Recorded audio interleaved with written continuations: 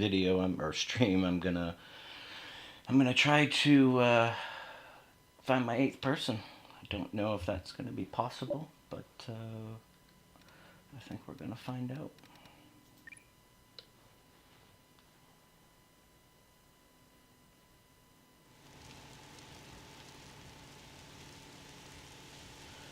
Alright, so we're looking at our base. And for any of you people that have seen this before, what you'll understand here is, if you've looked at my hard videos, this is my more advanced version of my original base in the hard run. As you can see, when it's fully up, the insects don't stand a chance. Excuse me. I have set up the orbital radios. I'm not really going to be using them. I don't need any supplies, as you can see. And I'm not trying to get my survivors off, because I am trying to get my 8th survivor. This is proving to be quite a feat. As you see, I'm in year 9, day 44. So this is a little further ahead. And if you watch my hard videos, you'll see that my base really hasn't changed. At one point I did expand this out, and that's it, just a little bit here.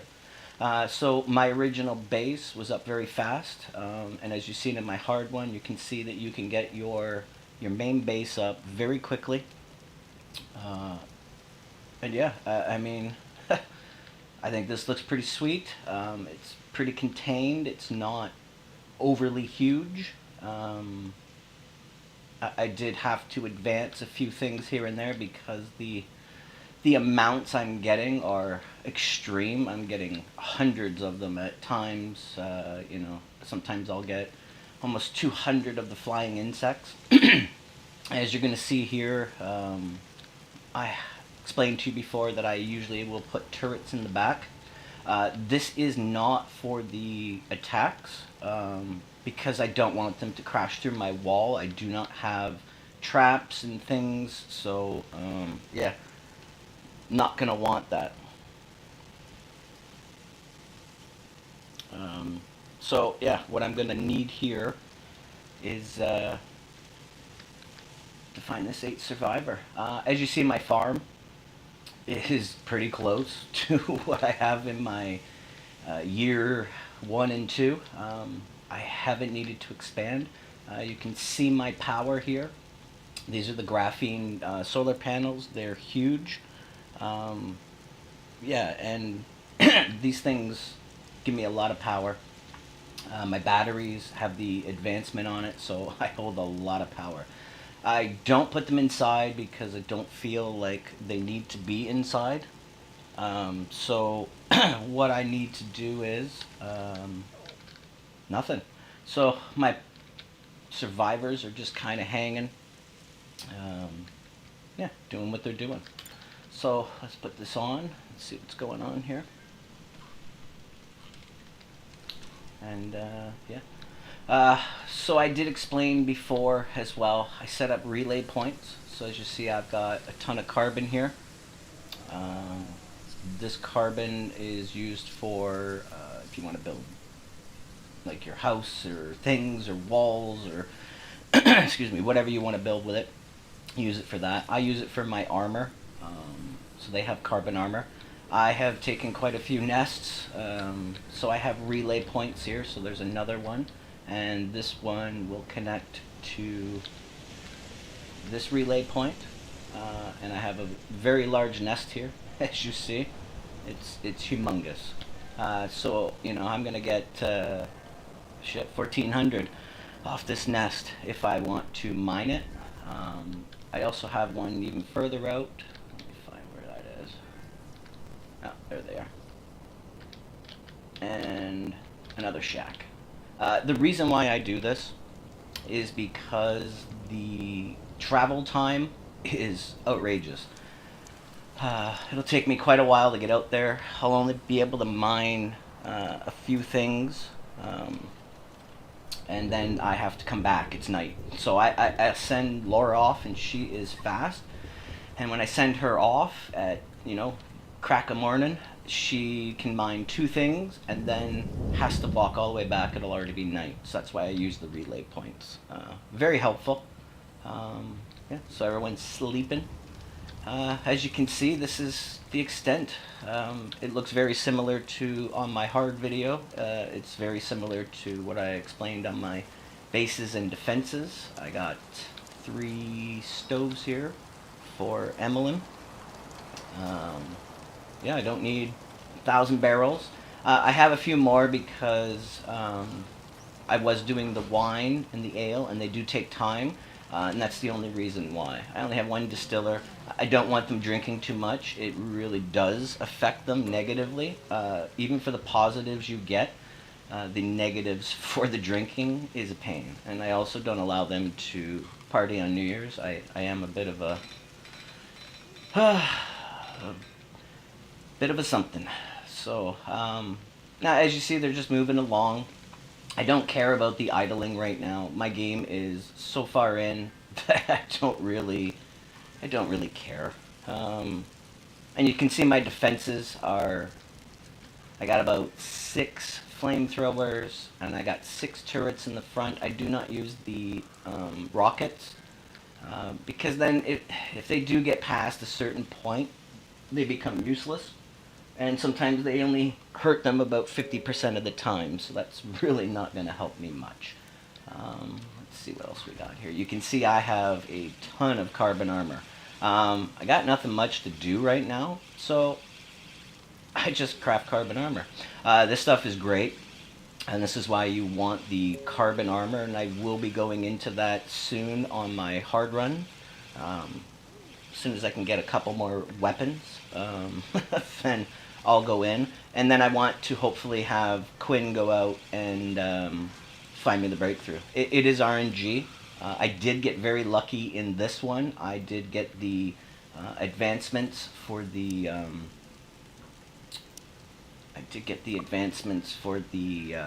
printed components right away. This is very helpful. This will allow you to print electronics, CPU cores, and power cells without the need to craft. So you just put it on, it uses electricity, and it's great. It's a huge help when you're trying to get your stuff up. But I did get the graphene and the battery on a couple runs. I do have the advanced guns as well. So yeah, I mean, Krista is great. She can research this stuff extremely fast. She's a bit temperamental. She's a pain.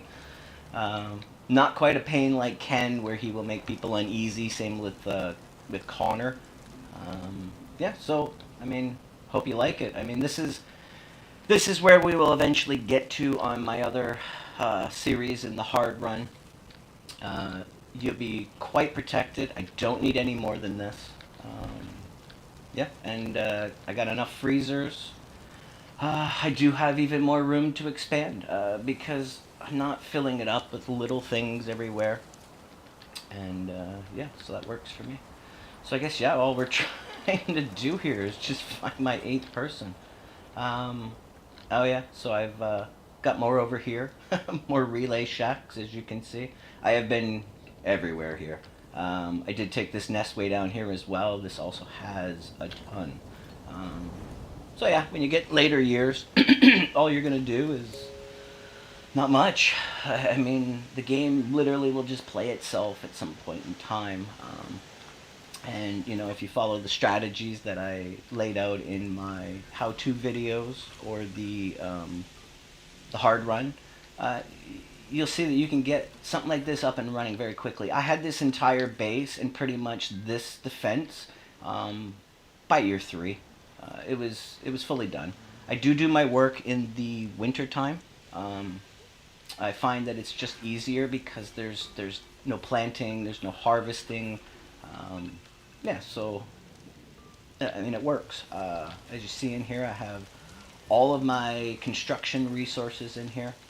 I got 2 furnaces, my printing machine, I don't need a ton of desks. So I have seen videos and streams and stuff, and people have like 12 crafting tables. Come on, you only got so many people, and really, you're only making so much stuff. But I mean, I think my guys look pretty cool in these green outfits.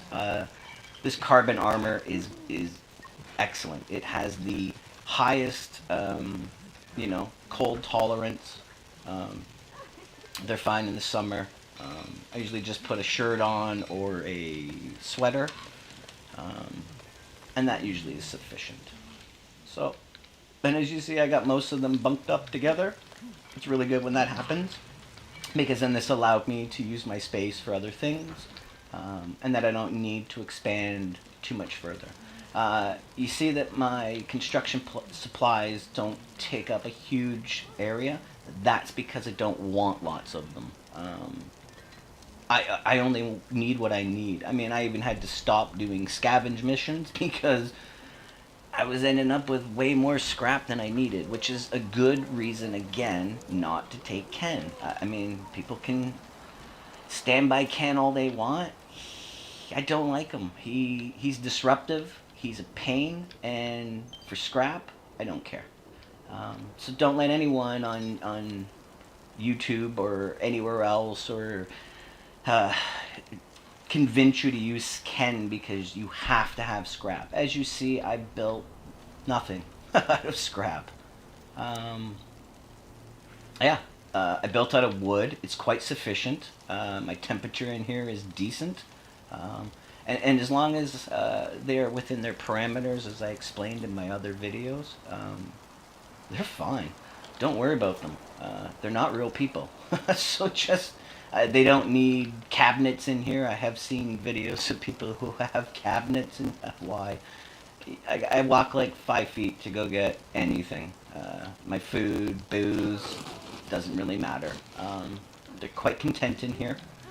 And yeah, I mean, do check out my my hard run. It will end up pretty much like this, I assume, because this one did. Yeah, and I don't have a ton. I've seen people that have so much power. I am powering so many things right now. All 6 of my turrets are on. Yeah, I got what do we got? 1, 2, 3, 5, 7, 8 freezers. I got 2 furnaces, printing machine. I'm fine. I don't ever run out of power. Even if I didn't have the graphene solar panels, don't worry about it. I would still have enough with the advanced. So do research the advanced solar panels. They're very helpful. So get them off the hop. Do not waste your time and your resources on the regular solar panels. Just go for the other ones. All right, so let's see. I don't have any good things. This really sucks. And this starts to pile up too. You'll see if you get to the later years. I don't need resources, so a lot of these are quite useless for me. And you know, sending Quinn on the regular expeditions, they increment. So what you'll end up having is, you know, Quinn gone for like 3 days, 4 days. He comes back starving sometimes. I really hope they fix that. Like, I hope he can take a sandwich with him or something. A granola bar. I don't know. Something. But as you see with my defenses, they have had to get a little more extensive, because I am getting hammered with hundreds. I'm getting, you know, 100 or 200 of them at the same time with 3 different versions of them thanks to the update. So what ends up happening with these defenses, they get routed. They won't ever barge through. This is why I don't need to worry. This is just because I had, I don't know which one. I can't remember what he's got. Let's see here. What you got, Quinn? Let's give you... Yeah, shit, we'll give you healing. Why not? Yeah, so what I did here was I was bored. That's pretty much it.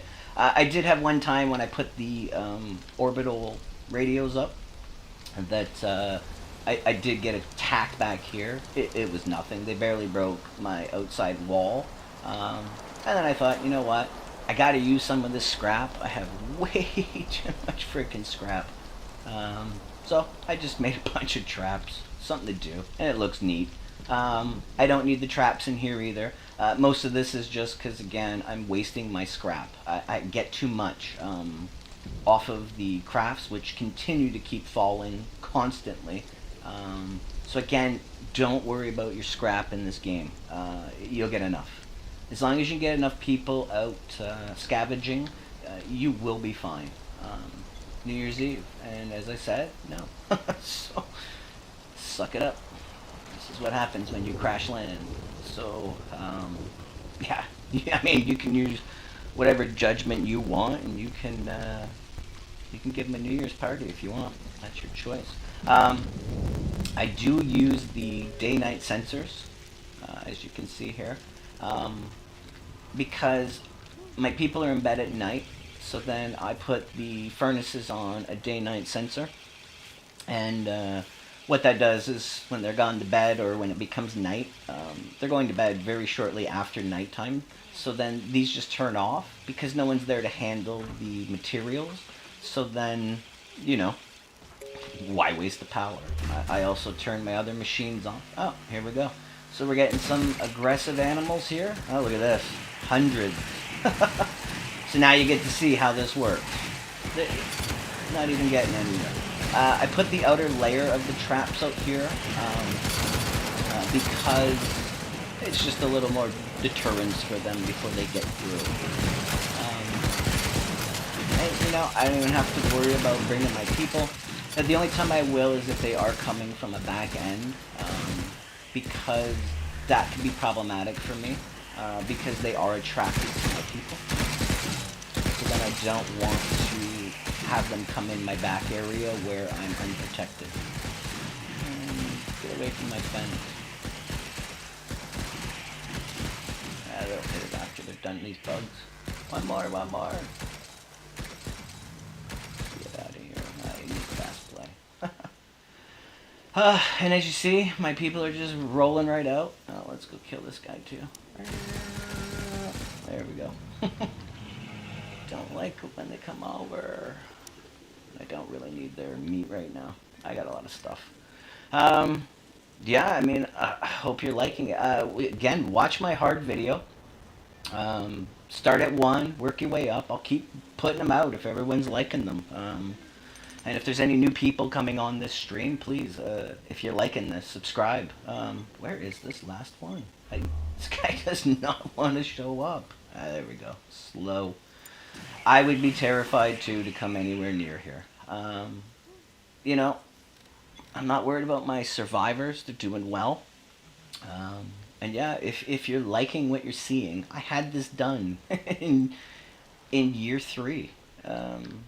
Done. Just like this. I mean, over the course of time, I did throw the traps and set way more out here.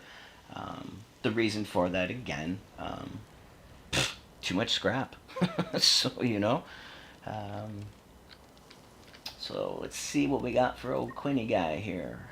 Alright, he is...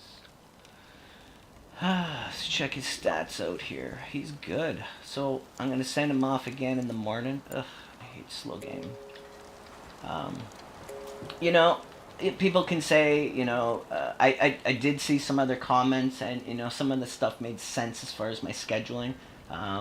It's just one area I just still trying to figure that one out completely. The activities I have not really any issues with. As long as I have a lot of stuff for them to do, they will always do it. I'm never concerned about that. But the scheduling, one of the comments did make sense to me as far as giving them the anytime and shortening their stuff. I mean, right now I'm just giving them whatever they want. I got nothing to do. I mean, this game, when you get to a certain point, and I've been there for years, letting it run itself.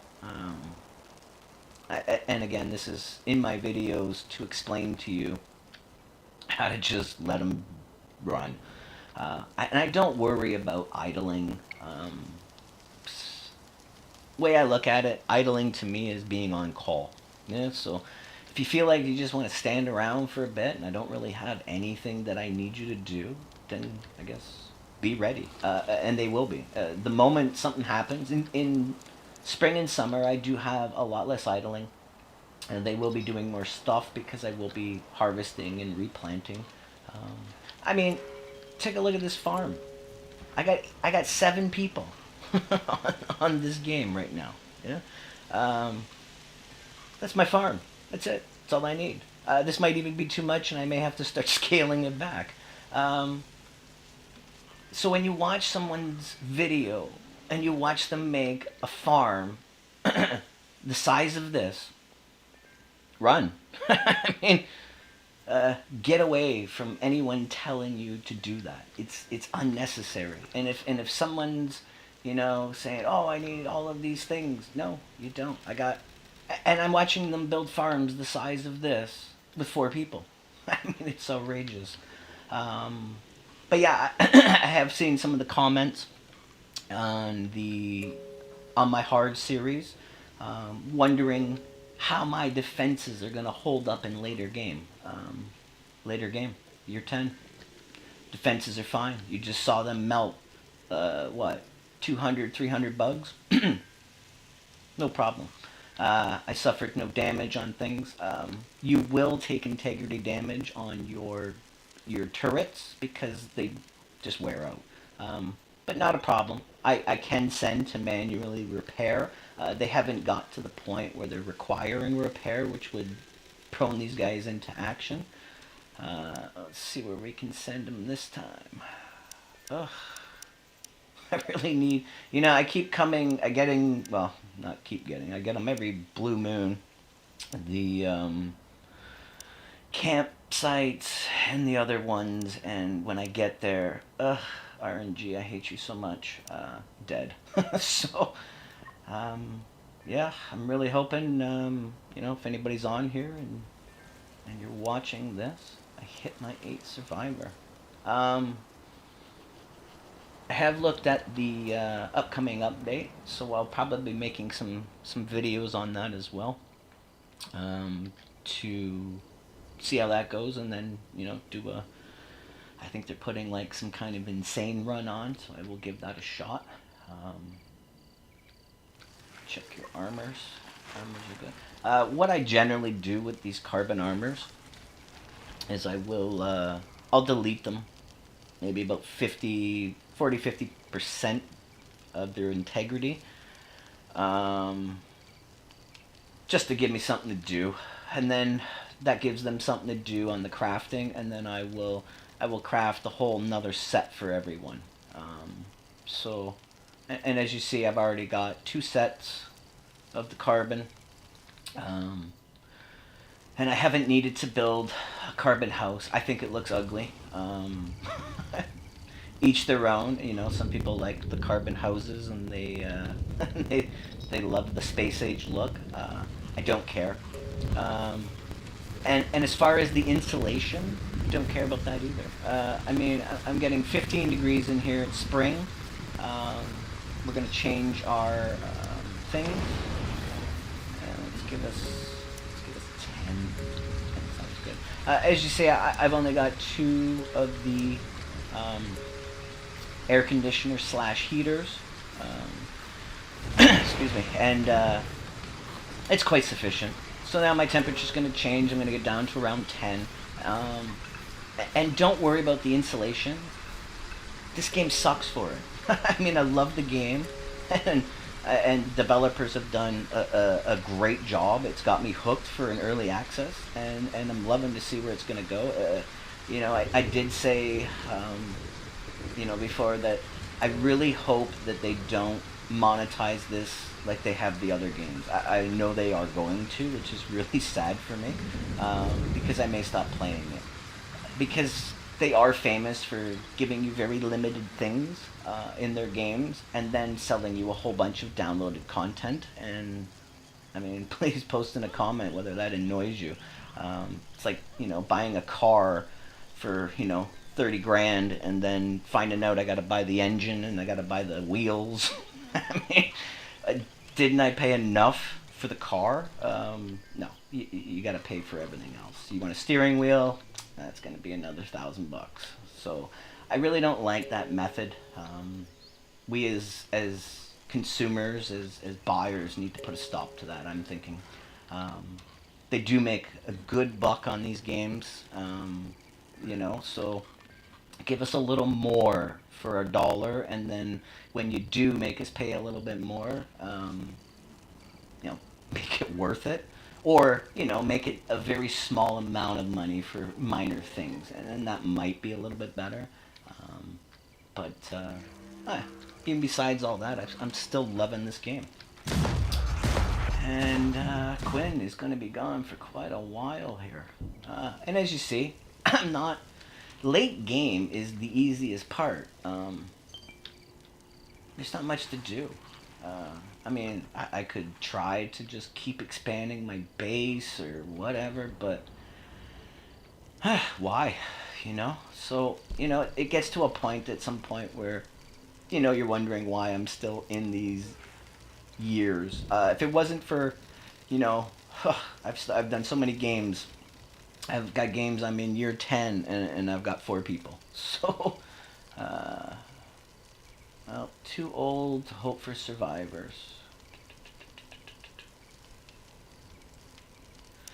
Well, that sucks. So they are determined not to give me my 8th survivor. And yeah, there is an end to this game. I can use the orbital radio and hope that, passing things will send a craft to land here. And then you scoot out one at a time. And I can do that. And I will do that as soon as I find my 8th. Because I can't guarantee I'm going to have another game that's going to have 7 people. This is the only game that I have that has 7 people right now. So, yeah, I just got to keep plugging it in here. Figuring out what I'm going to do. And we'll see what happens. I'm not quite sure. But yeah, if you're coming on and you're liking this, please do watch my videos. Like them if you can. This is the base that I have built in another game. I can build it over and over. This seed is fantastic. I played on other ones. Yeah, sure, you can give yourself a challenge, but, when I'm doing videos to show people that they can do this themselves and they don't need to, get a degree in rocket science to pull this off, I want them to be on a seed that I can explain this and show them. I have and can and will play on other seeds. I'll find other difficulties to stretch me out because, the game will get boring without the hurdles you're going to create, but they're for yourself. They're not for me to land on somewhere and then tell someone, here, pull this off, right? You know what I mean? So, so I just wanted a really nice seed for people to see, and I have been to lots of them, and this is named after one of our passengers, Laura, except for I write it in the thing with a lowercase l. Please do check it out. It's amazing. And if you stop watching some of these other people's designs where they want big, massive, open, flat land where my trees and my rocks and my everything are a mile away, you don't want that. You should never build that big. This is it. This has been this size for years. It was ready already to accommodate 8 survivors. I could probably fit more.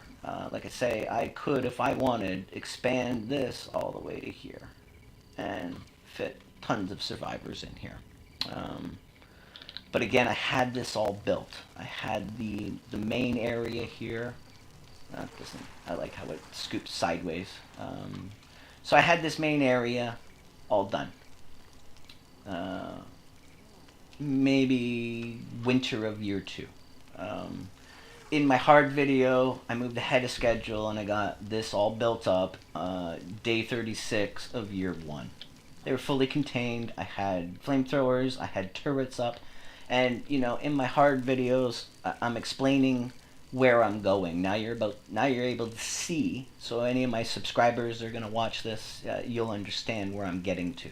So if you do have any questions as to whether I'll survive later on, and you're wondering where I'm going, I guess I kind of gave you a spoiler here. But it will be fun to watch me build it piece by piece. Because I don't have some of this stuff. I did get lucky on a few of these, and it did help my advancement pretty good. I was getting really good breakthroughs. Because RNG, and but yeah, this is where we're gonna get to, and then we'll figure out what to do with the series. So yeah, in the comments on those series, let me know what you think you want me to do with this, where you want me to bring it. If you want me to just research the radios and see if we can get our whatever the limited passengers or survivors, sorry, off the planet. Do you want me to try for max amount of survivors, or do you just want me to play indefinitely? If it's the indefinitely, I don't know if I can do that. But yeah, I mean, this is great. I'm loving it. I don't look. I can just sit here. It might get a little boring for you because I'm not really building. As I explained in my description of this stream, I'm trying to find the 8th person, and I'm really hoping my subscribers are on and rooting for me to find this 8th survivor. Might go get some more carbon, but I mean, I've taken so many nests. I've probably taken, I don't know, 6 or 7 nests. So there's 3 here. Got one way over there. I had another one. Oh my, they gotta move these cameras faster. So I do have another relay up. Okay, I've gone too far that way. Got another relay over here. And another relay, and I took another nest here. I have the one way down there. I've taken this one. I took this one over here.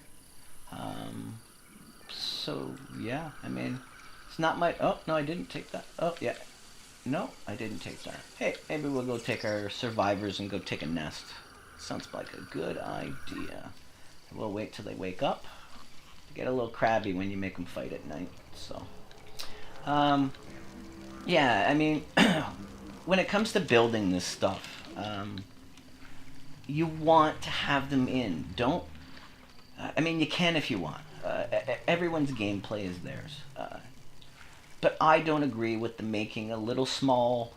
I make a little shack like this. I fit one crafting table in it. I got a chair for them to sit in. And then I make a little shelf and I put some food or supplies. And it's just, you're going to choke yourself. As you start to expand it or you get more supplies, you are going to run out of room. And then what do you do with this little shack here? I don't know. Let's build another little shack, and then another shack, and then go, oh, I got no room in my fenced off area to build my big house that I want. And then, what are you left with? Just a scrambled, disconnected mess all over the place. So this is why I do strive. I mean, you can play the way you want to play, and that's your choice. Everybody's game's their own. Even those people, I mean, they're entitled to play however they want. I mean, if they're enjoying their game, that's fine. The only gripe I've had with some of those creators or players or whatever is that they're trying to show people a really oh, frig, why did I bring Krista? She is so slow. She's got like 25% minus speed. So, don't bring her anywhere.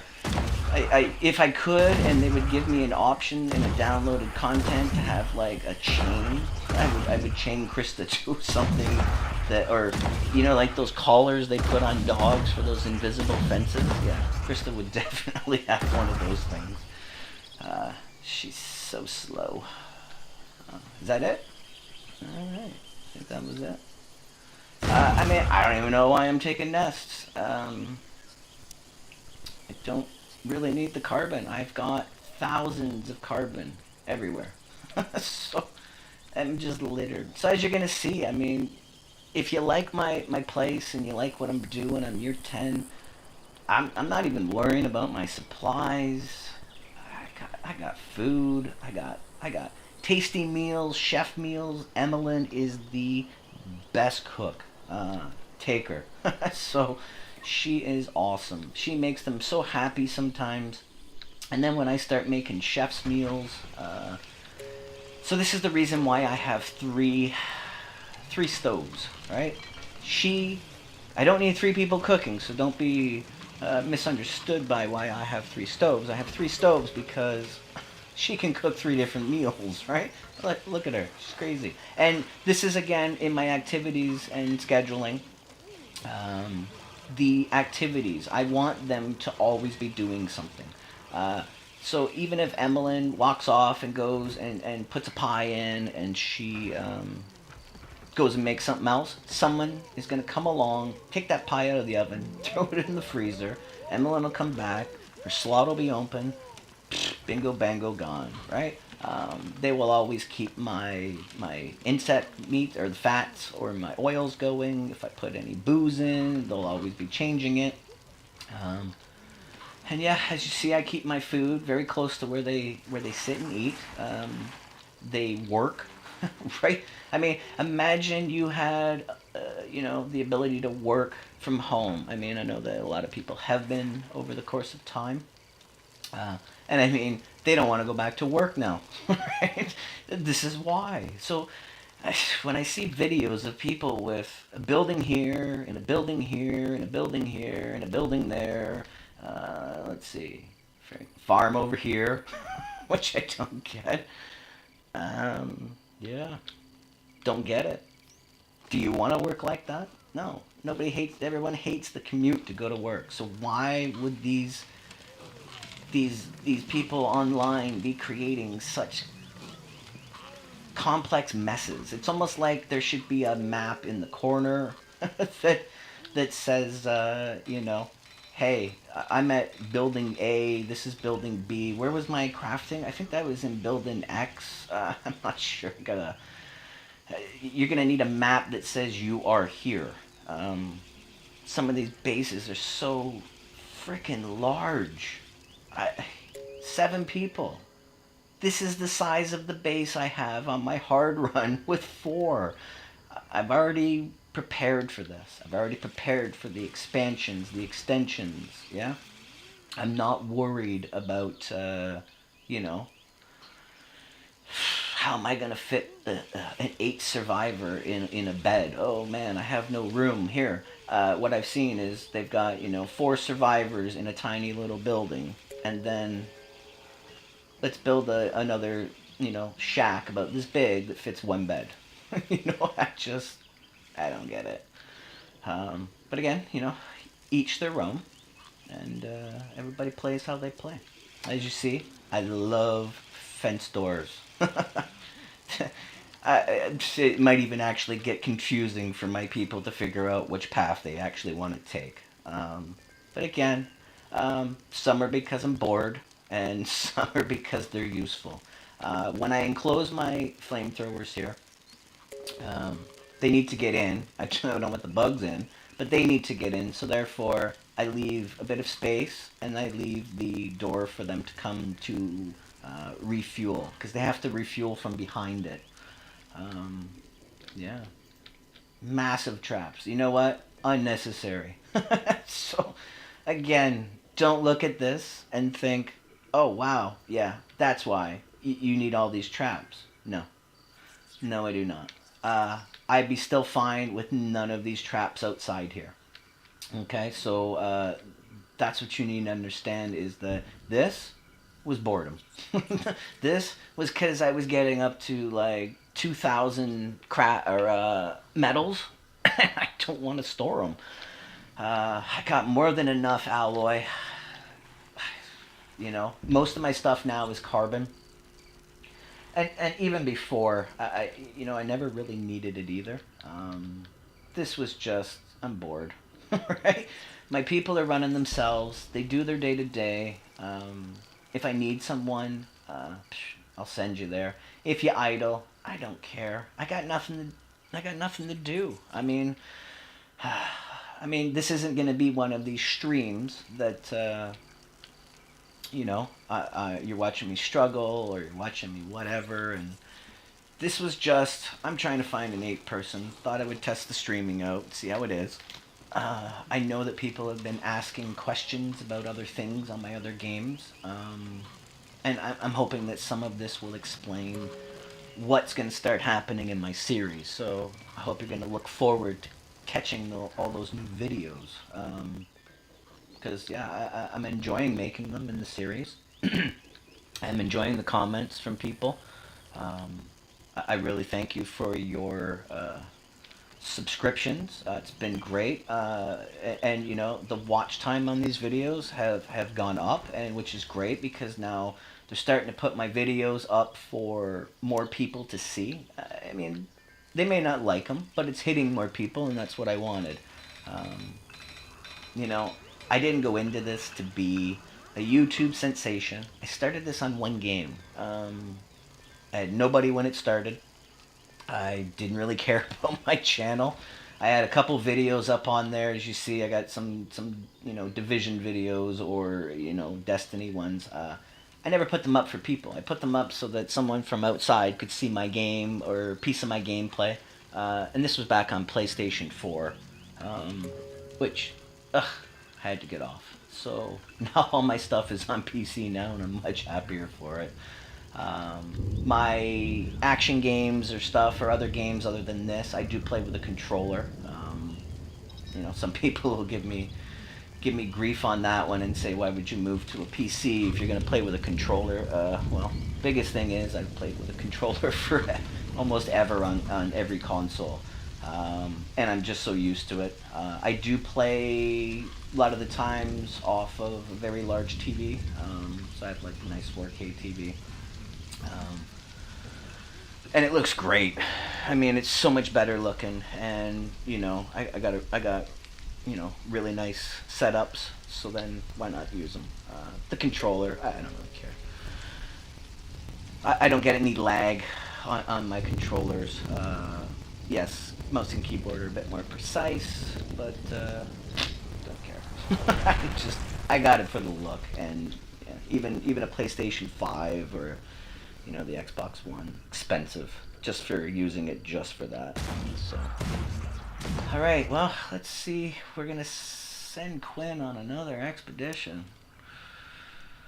Oh, if anybody's got any advice as to any of these ones that are going to give me some people, please let me know.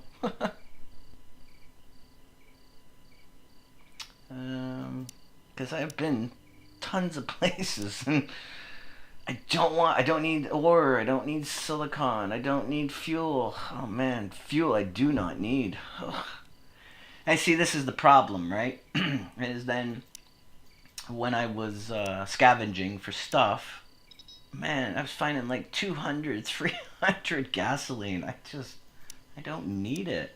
And man, because I've got the advancement on the balloon and the, I use no gas. I use like 15 gas. So, I don't know. Cruise ship, I don't need clothing. So, crash site? Let's check that out. Didn't see that. It's buried under the... They gotta find a better way of scrolling through these things too. Hope they work on that. Let me see here. Oh, thanks Kratos for, I hope you like the base. Check out the videos if you haven't. This is what I'm building. Same type of thing in the hard run. And I got it up in like year 1, day 36, full base. Well, I guess it was a full base. So I was prepared for my winter. It was nice. I just did a bit of minor extensions here. So this came probably later in year 2 or maybe year 3. And I felt that I needed to expand this a little bit. I did kind of screw myself a little bit here. and I didn't really want to move things. I kind of built this a little too close, and lesson learned: try not to build too close to my wall. And then so that the extensions became a problem. Um, as far as me expanding this part, because I refuse to move this turret. It's exactly where I want it, and that's where I need it to be. I don't. I don't deal with solar flares. They make me cringe. Especially on hard, you're almost guaranteed to get the flying insects the moment all your stuff goes down. Um, and yeah, when now I don't worry about them as much. For ground bugs, I don't worry about it. My six turrets, flamethrowers, yeah, are sufficient for hundreds of bugs. And my traps are good. And so if they come in, you're not making it to here. And I've got my group here, and they've all got nice guns. I've got the railgun sniper 2.0s. I've got pulse rifles. Pulse rifles are very handy if you got someone lined up here. Even if they could get through here, they're going to get dinged with the pulse rifles. How I deal with the flying bugs when my turrets all go down, generally I hide in the freaking house. I mean, especially if I don't have the carbon armor. Even with the carbon armor, if I get 75 or 100 bugs at this moment right now, I'm still going to take some form of injuries. They won't be deadly, but they could be. Because the carbon armor is still just, a protection, and it's still, just like the insects can chew through your carbon walls and your carbon tables, which I don't build, or these things, the ledges, yeah? Don't need them, yeah? Don't follow anybody. They're just trying to show off that they're fancy green ledges. They don't sustain any more damage than wood. I'm just telling you. Maybe a developer can give me an idea on the math as far as the damage. It's also why I also don't use high fences. They don't work. I've seen little bugs go right through the tall fences. I don't need them. The reason why, again, I don't do the tall fences is because I need the wood.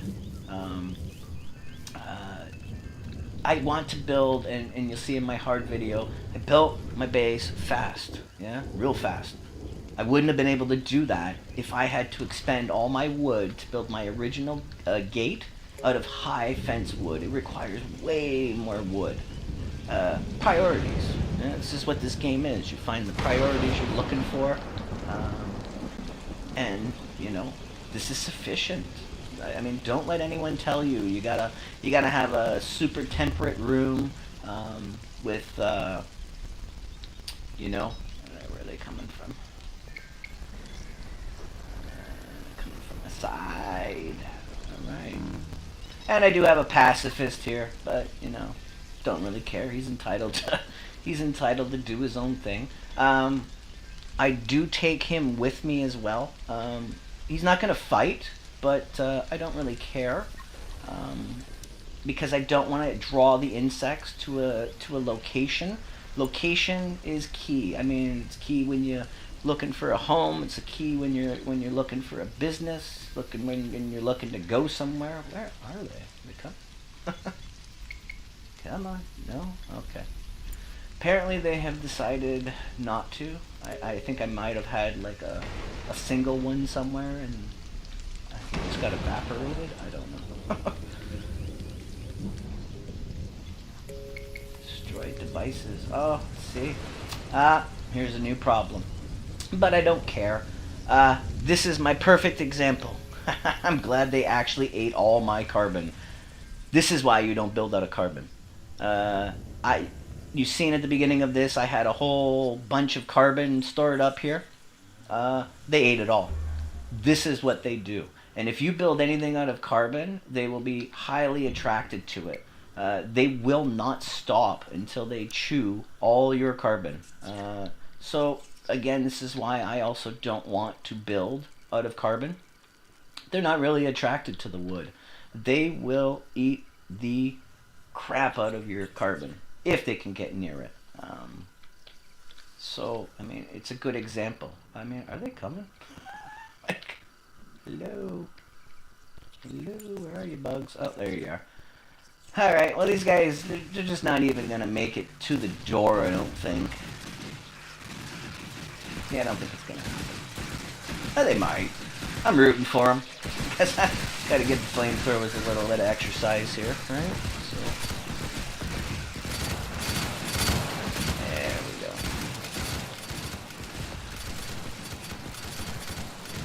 And yeah, I mean, I don't stress it. I don't worry about it. Get these guys in here. People. Come on. Maybe go to bed. Actually, I'm going to undraft them. I'll go to bed. Yeah, so, I mean, this is what I explained, you know, in my other videos. Please check them out, my defenses and the base. Really helpful. I'm not saying I know everything about this game. Don't get me wrong. I've played enough of it.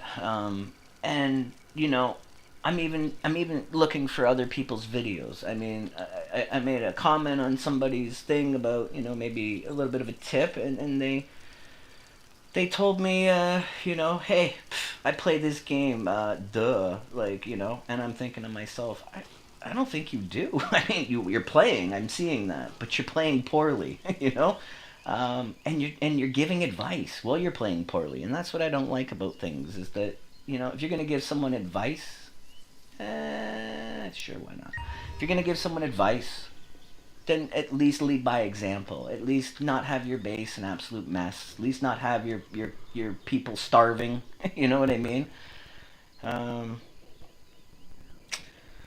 Rockets. Yeah, Kratos.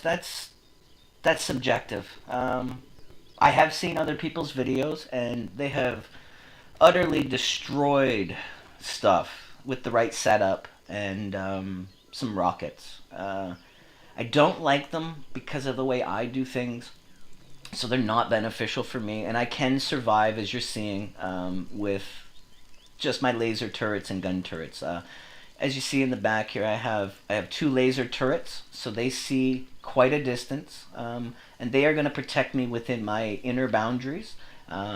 In between that, I have machine gun turrets, and my machine gun turrets are placed here to cover my flamethrowers, so that if bugs try to start eating my flamethrowers, these turrets will just zap them within here. I'm not using them for long distance.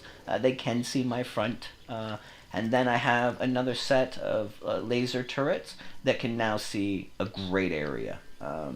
So they'll, in conjunction with all of it, it's a balance here, right?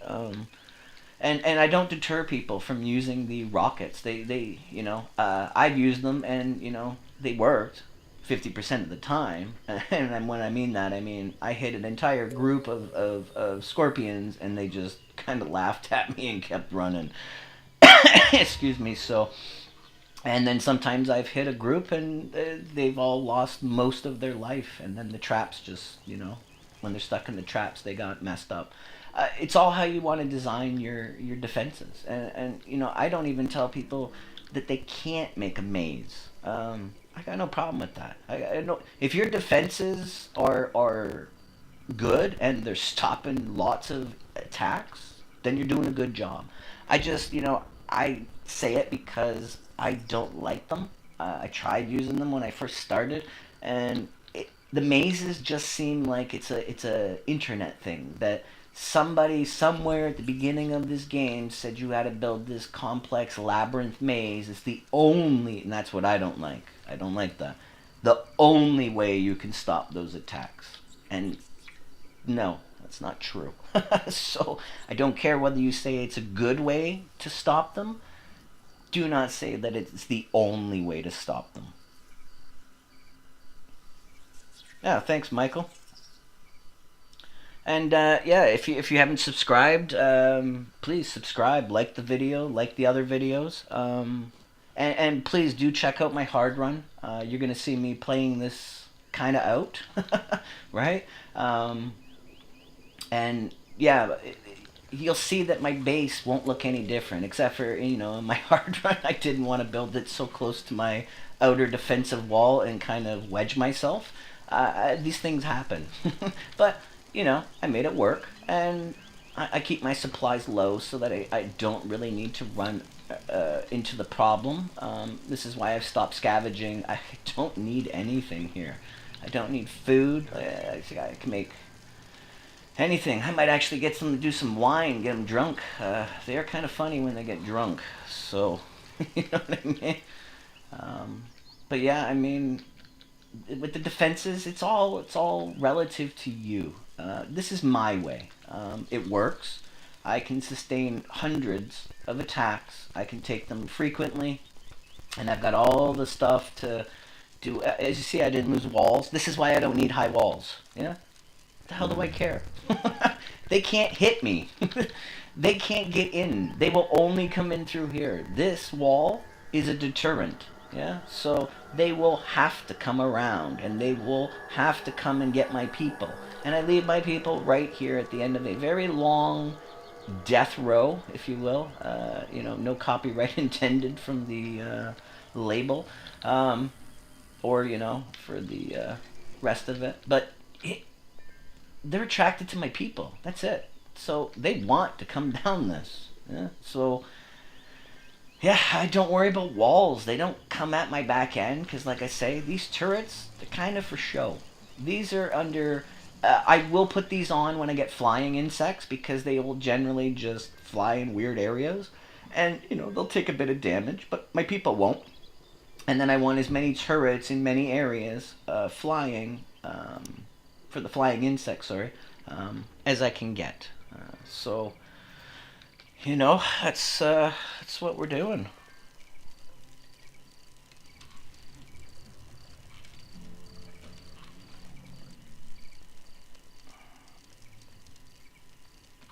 Yeah, I don't. Yeah, Kratos, I don't have any issues with scorpions. They don't come at my walls. They are attracted to me, and even if they come near anything, like I said, I just turn these turrets on. You're gonna get dusted in this back end. I've got gun turrets, laser turrets. Yeah, um, you'll get dusted. But I really don't want them back here.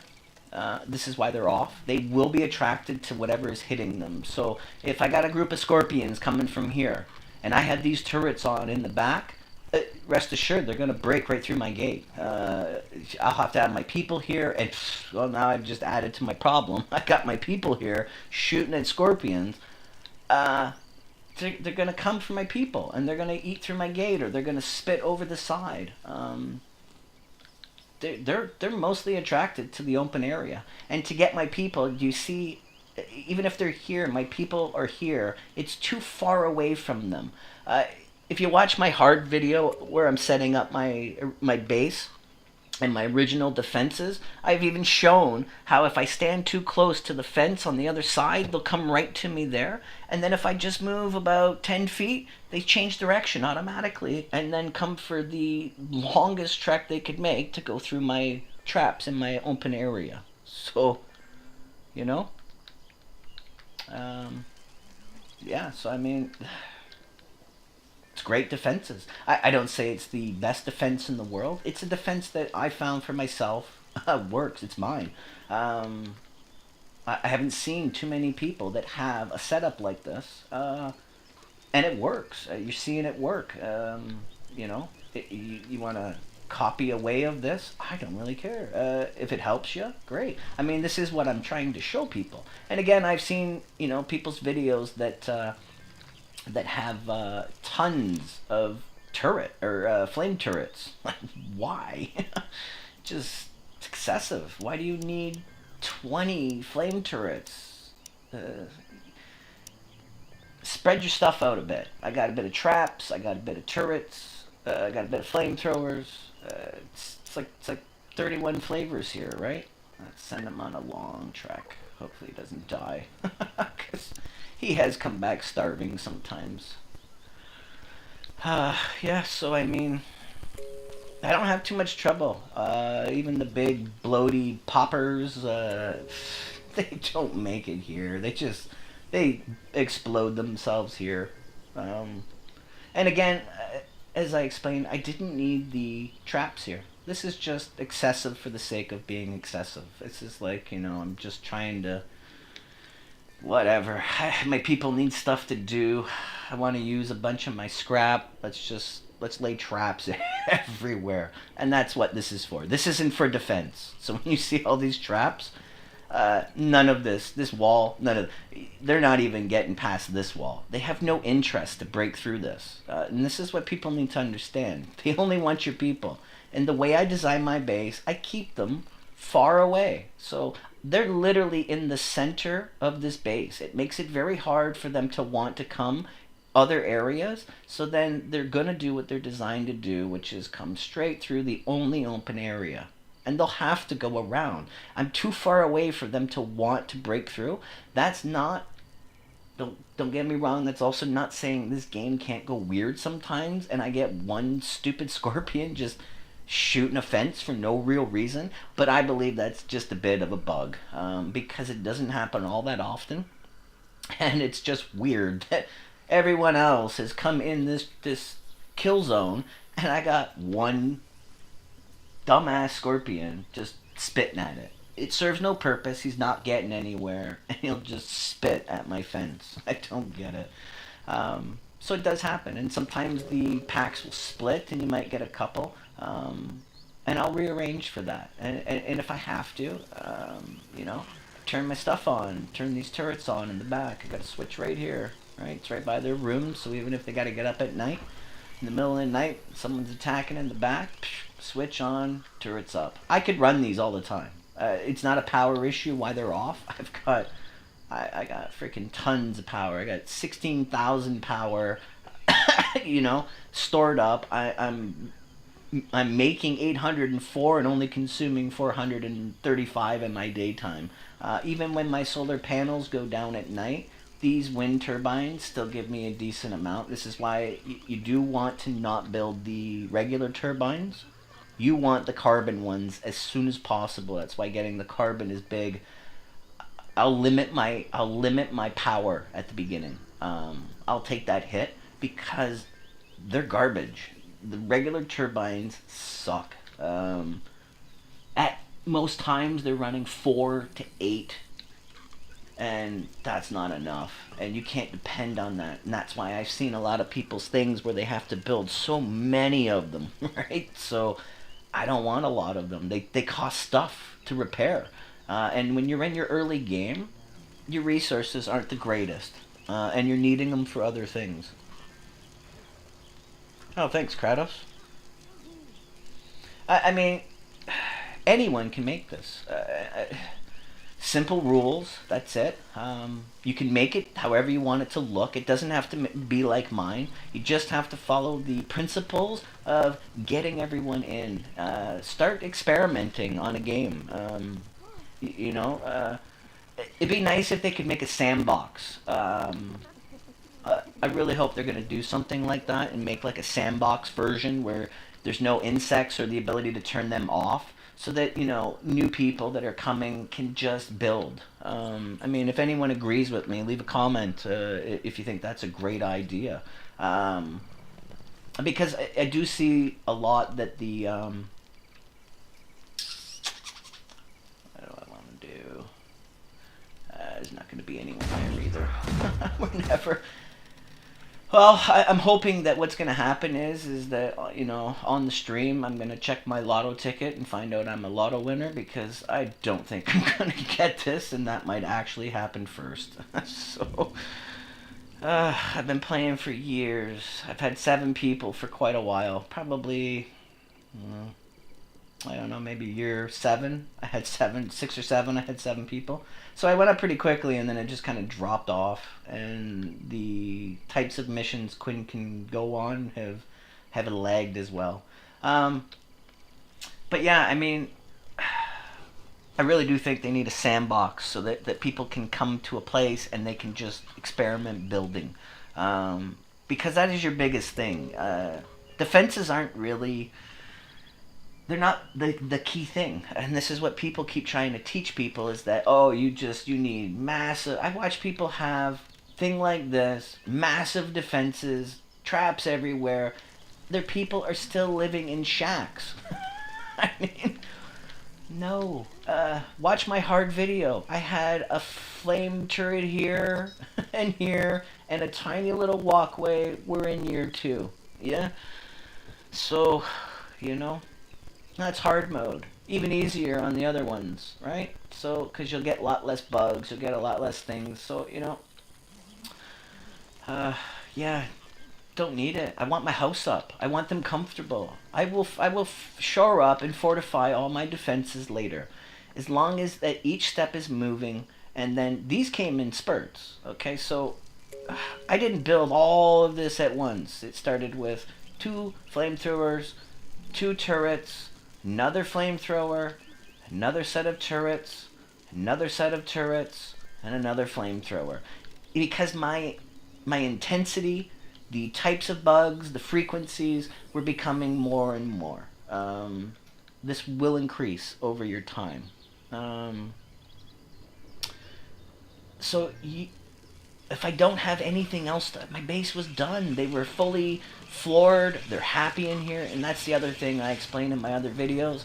When they work inside and they have stuff in here, like their flooring, they're getting periodic bonuses. So just working inside, they're getting the creature comforts bonus constantly. So why do I want my people to be working outside? They're just going to get negative and pissy, and then even just sending them to bed at night isn't going to fix all that other problem. As you see, my people are... Frig, Krista's running a 98 happiness, and she is horrible. She's horrible. She's got the highest meltdown capacity of anyone I've ever played. I don't know if it's the genius or what, but yeah, she's my meltdown queen. And as you'll see in this one, in my hard run, I chose Nova. Nova is good as well. She is not prone to meltdowns, so therefore you can always trust her in battle. When I started and I used Ken, I hate Ken. Ken is like mazes. Ken is like all these other things that just the internet spread like a virus. Yeah, that you.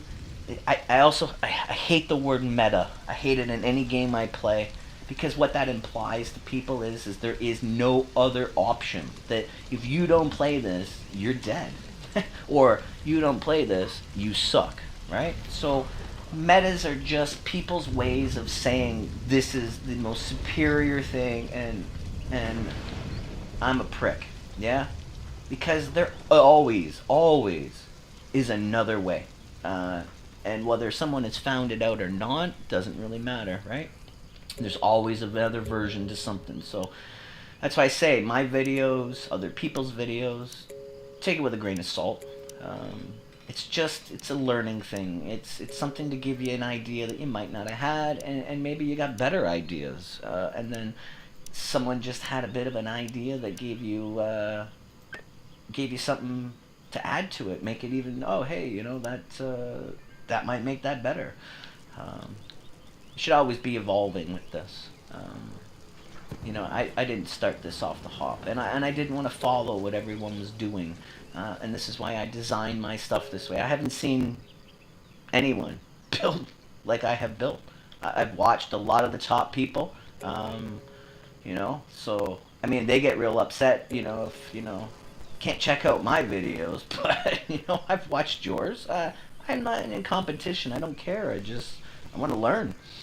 I mean, isn't that why people are watching these videos? They're trying to gain something from it. I mean, you might not gain much from this stream. This is mostly just me farting around, just so you can see what you can get to by later years. And I've been idling like this, just doing whatever for years now. And I've seen people in year 10, they got no food. People are on meltdowns. they're fainting because they're traveling so much distance. I mean, they're making it seem to people that when you get to year 10, like, oh man, there's so much to do. There's nothing to do. I haven't had anything to do again since like year 6 or 7, and even probably before that, it was mostly on autopilot. Um, yeah, and if there's anyone new on here, check out my hard run. I'm I'm enjoying it. Yeah, I'm running it. You're not hearing me freaking out. I'm not sitting in pause mode unless I explain something. I do that sometimes. It's a bad habit. Um, Other than that, I'm running them fast. I can't stand the slower versions of this. So my people have always been running, and mostly you'll see me doing the same stuff, moving my camera around. That's about it, because I'm just trying to see where things are. All right, so we got some more creatures here. These are aggressive. If there was an aggressive, I'd say that's aggressive. So what do we got here? We got 972 and 6. That's weak. And they're not going to get anywhere here. And I'm not going to have to worry about my walls. I'm not going to have to worry about... Oh, hold on. They're coming in. Gotta draft these guys. Oh, man, this is going to... I'm starting to believe that people are doing this to make it look like, hey, I'm a YouTube creator. Look at this. I'm struggling here. And you're gonna think, hey, frig, I can't do that, right? This guy's on YouTube. They're just people. Some are more gifted than others, and some are just garbage. So, you be the judge. I mean, people hate my content. That's their right. I don't care. I never got into this for money. I enjoy making this game.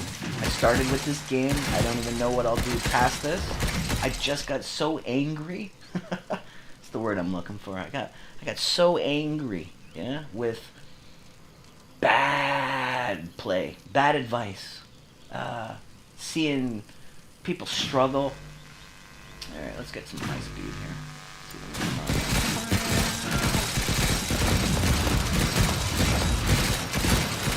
I do love the fast moves. I mean, if you want me to have these in slow play, so you can see them die slowly and make like sounds of like, I mean, I can do that for you. But you don't see me struggling. My people aren't starving. I got supplies. I don't need them out mining or whatever. I'm chilling. All right, I'm just chilling. I might grab some more bugs. Let's see here. There we go.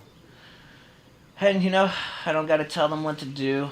They're all gonna repair all the traps. They're gonna start butchering the animals. And I mean, this is why handling and delivery are huge, because I did see videos. I mean, these are top people, and the guy had 1,000 wood out in the field, and he's like trying to build something, and he goes to his stockpile, and he's like, what?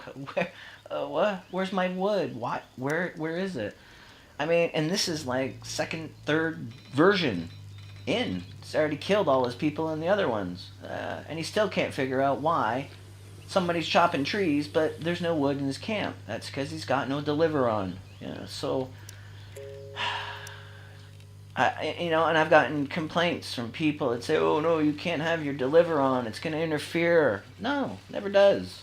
I run these on 2s. The things I want to get done, that if they're not doing the important things, then I'll put them to a 3.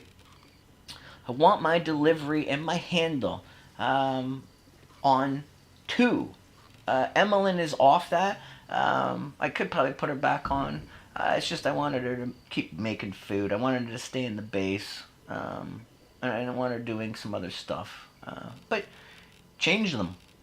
These are not set in stone. Change your activities to fit what you want done. It's not even called micromanaging. It's called proper instruction is what I'm calling it. So, Yeah, I mean, I'm glad you agree, Michael. I mean, I've looked at all the top creators. I mean, I don't call myself a content creator. Technically, I create content. Technically, I'm making videos. I I made it for this. I can't even believe that things have got where they got to. I thought maybe 10 people would see my video and go, "You suck," right? So, and then I don't worry about it. I mean, I'm new to this. I had no idea how to do this. I had to learn how to do the recording. I've been fighting with figuring out streaming. It seems to be such a problem. Um, and I have to edit, and then I have to do thumbnails and make them that you want to click on them, and I'm like, I just if I could just shout out my window, hey, watch my video, and then people watch it, and then I go, hey, okay, hopefully you'll learn something. So yeah, I don't know what I'm gonna do with this.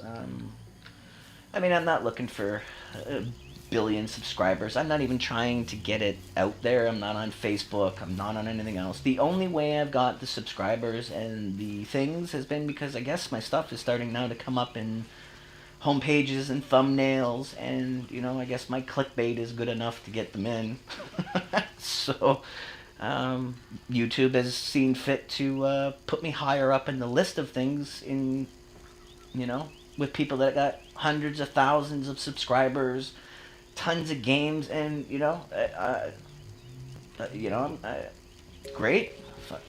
So I don't have the videos. This is it. I may start doing some other games.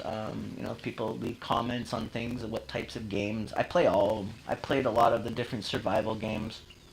Um, it's just, yeah, this is a game that irked me.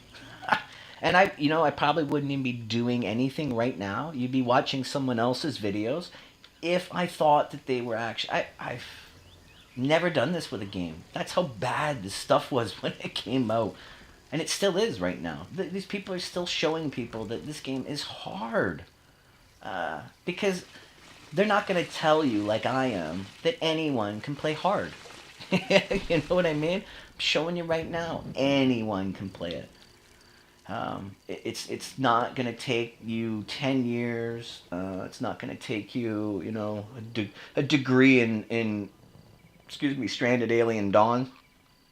It's just a little bit of planning, a little bit of foresight. I mean, that's what all these build games are. It's, have something in your mind that you want to build. You don't have to build like me, but just practice and think and see if your flow works. And then create your own stuff. I mean, that's what this is all about. It's to make your own things, right?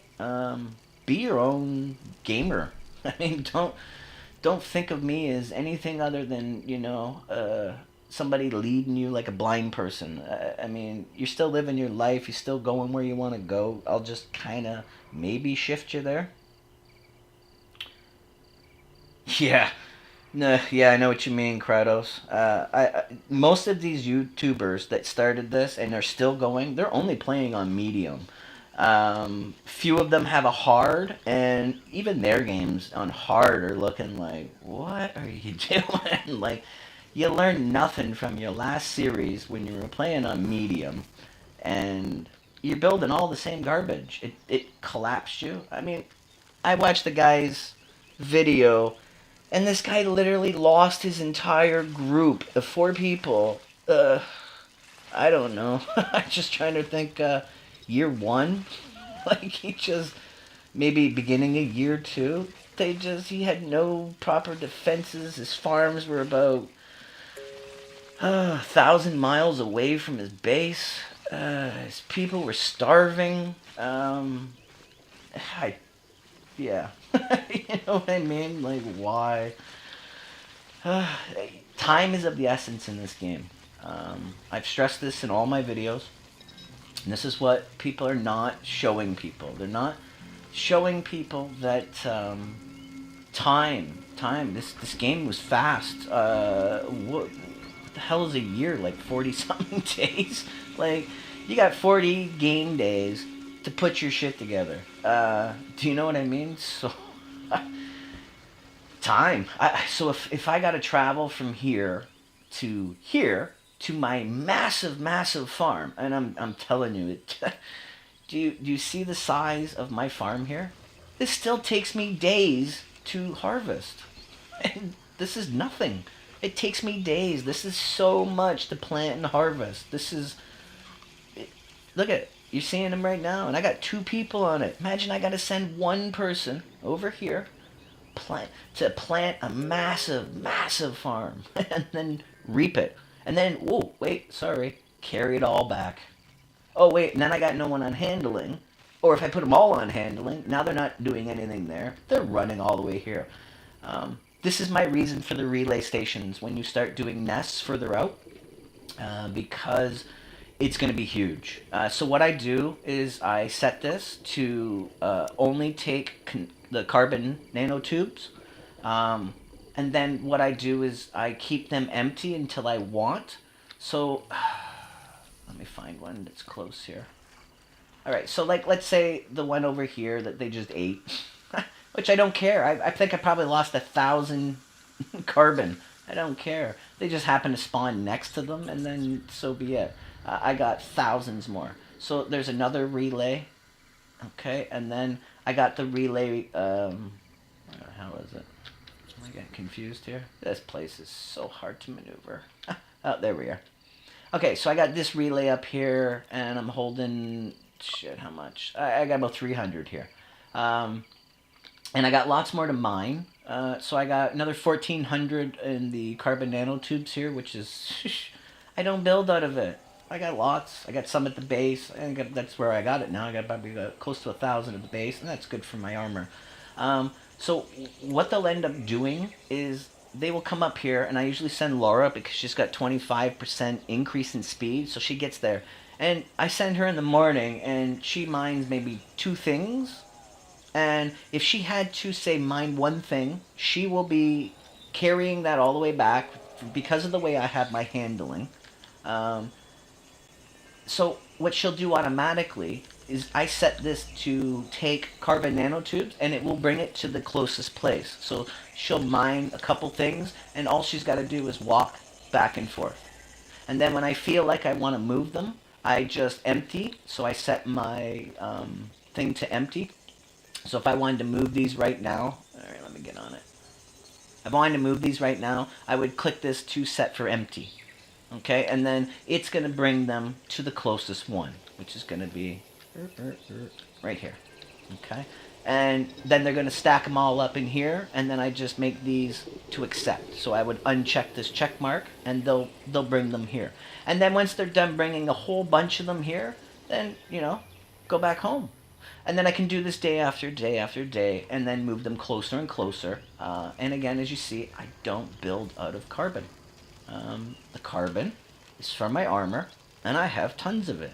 And this stuff is insane. It's your best hot and cold. It's your best everything. Your survivors will be happy. They'll stay alive, and you need to be on the expeditions.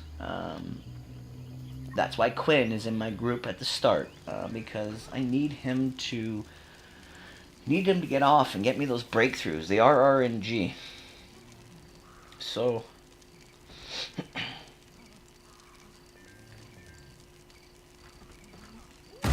yeah, I got same issue, Michael. I looked up ones that said, best ultimate, whatever flashy thumbnail they wanted to use. You need no other guide than this, and it was like 8 minutes of an idiot who got 3 shacks up and the most atrocious building I've ever seen, and that was the end of the video. It's clickbait, and there is too much of it out there. And this is my problem with me being a lower rung person. People are going to be less inclined. You see, I got 100 subscribers or whatever. They equate subscribers and views to you suck. Yeah, it's the way we live. It's the same as, if you search anything for my videos on Google, I'm going to get buried. Why? I'm not monetizable, so therefore I will come up so far down in these search results because they can't make any money off me. And I think it's kind of wrong. And it sends the wrong message, because then these people will saturate the market. They will put out whatever advice they want, and where else are you going to find anything?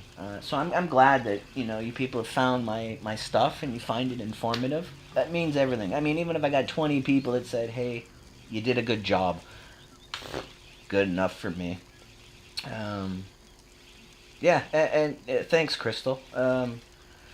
Check out my videos. Subscribe if you're not. Like the video. Get it out to people. Tell everyone you know that plays this game. Stop. I mean, my original video was the tips and tricks, which is one of my lower ones. And I say, absolutely, please stop doing this. And it was everything I'm trying to show you, which is the game is not hard. The game can be hard if you make it hard. And I'm trying to show people that anyone can do this. It's not because, I'm just good. I got a bit of foresight. And all you need is a slight bit of intelligence. You just got to think about what you want to do. And that's all I've done. I got ideas for what I want to do. And I put them into play. And I hope they work. And, I had failures along the way. But still nowhere near, even when I started the game, my failures were... well, I'm going to say my biggest failure was even trying to emulate what they had. It was very complex, this game, at first. And I stopped that very quickly. Very quickly, I stopped and realized, ooh, this is bad info. And I took it as a sign to figure out for myself what I wanted to do. And I just sat down with this game, and I played it. Where is this security signal? Security signals are good too. This is where I've got some of my breakthroughs for the weapons and my carbon armor. I believe I got from one of them. You can also get them from the armory ones. If you get one that has like a code, do go to that option. Even if there's a chance to try to scare you off for injury, this is where you're gonna get all the good stuff. So. Yeah, thanks, Craig. Yeah, I'm new to this. I'm not a YouTuber. I didn't start this for money. As I've said before, and I'll say it again, till the cows come home, I was angry. Absolutely angry with what I was seeing out there. It compelled me to make videos, and I don't like making videos. I like playing my games. Yeah, I like chilling out. I play with my wife. We play all kinds of games. We play first-person shooters. We play survival games. We both have really nice setups, and we play. I play on my bed, and I play in the living room. I play on nice TVs. I don't sit at a desk. I'm not sitting at a desk right now. I'm just chilling in the bed. I mean, nice. Screwed me again. So yeah, I'm not in this for anything other than the advice. And you don't have to take mine. I'm not sitting here making clips and editing. I do notice in a lot of people's, even their playthroughs, they've got a ton of editing. So I'm wondering what happened in the last 5 seconds that you just like cut out, or you're showing me 20 minutes later in your game, or you've somehow gone. I don't know if they do it to shorten things, but why wouldn't someone just want to watch the complete kind of playthrough? I get, you'll stop recording. I do. I only go under 30 minutes. The upload is not the problem. I have a gigabit Ethernet connection, so my speed is not the problem. YouTube is a little bit, and YouTube, it's the processing. So my SD version goes up fairly quick, and my video was uploaded. But then the problem is it has to convert from my 1080 60 frames.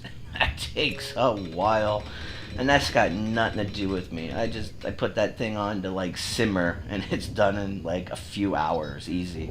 I wouldn't even imagine people, and I can record in 4K, no problem. I got a 3070, and it's a great card. It's like my videos. It's very misunderstood, the 3070. Everybody wants a 4090 or a 3080 or 3090 or a 4 billion and 22, so it'll melt my computer. No, you don't need it. Quite sufficient. I got 32 gigs of DDR5. I got nice chip, another one, misunderstood chip. I got the i5 126. It's 12 gen. Just came out with 13. It's not an i9 and it's not an i7, but if I overclock it, it's going to go way past it with about a quarter of the heat. So then I don't worry about the heat from my card, the heat from my chips. I can run in 4K and stream it. I'm not having any issues with it. So, but yeah, I play. You know what I mean? And I didn't think that people were going to be liking these videos or watching them. Their base blew up, and so they edit. Yeah, that's what I'm thinking.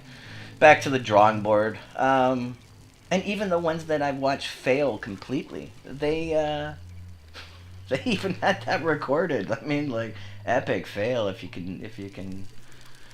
Let's see. Let's put that on for repair. So yeah, I don't know. Does anyone want to know any more details about any other aspects of this base? I mean, because again, I'm not really playing. You're not going to watch me struggle. I'm just trying to zoom in and zoom out for you, and I'm letting my people just kind of do what they're doing. So if you got any questions of why I laid this out this way, I have 3 cupboards here. I like to separate because I have so many, and I'm a bit anal sometimes in organization. So I got my pants and I got my footwear in one. I got my helmets and my jackets and vest or whatever in the other. And this one is going to hold all of my weapons, and it's going to hold my undershirt kind of clothing that they wear. As I say, I'll use these in the winter. Actually, I totally forgot to switch their shirts. So we won't worry about it. They're still good. But yeah, so I keep all of my, and right now, as you see, I don't need to craft winter clothing and summer clothing. I only need to craft green clothing. This is all you require. And you know what? There's another way to get around that, is to do the textiles. So to create the synthetic armor is also another way. They do have heat tolerances and stuff like that, but you're going to need to figure out getting that, and you're going to need to make the materials, and I don't have the time for it. I got too many other things I got to craft. There's too many other things, that need to be done, and crafting is not my thing. So and you'll see in my hard video, I didn't even have crafting tables even going until I was fully inside my base. Which I built, again, day 32, or day 36, I believe. Fully done, year 1. So, yeah, and, I push for what I want to push for. And I skip all of the rest. I don't tell anyone that they can't craft. I don't tell anyone that, you have to get your base. That might not be true. I do say you should. You really, really should. They will love you for it. You will get massive bonuses. The longer you keep your people outside, the worse your shit's gonna be. So if you want fast, quick bonuses, build a building, and build a proper one. Put everything down in it. Make it good. It doesn't have to be mine, but think for your advancements, is what I'm saying, right? So Kratos, the heat and cold, fine. I got one air conditioner heater here, and I got another one right here. And let's see, my temperature in here is what I set it for, 10. Yeah, I'm running good. Don't let people tell you that the insulation in wood, man, I tell you, so many videos. Wood sucks. Wood sucks.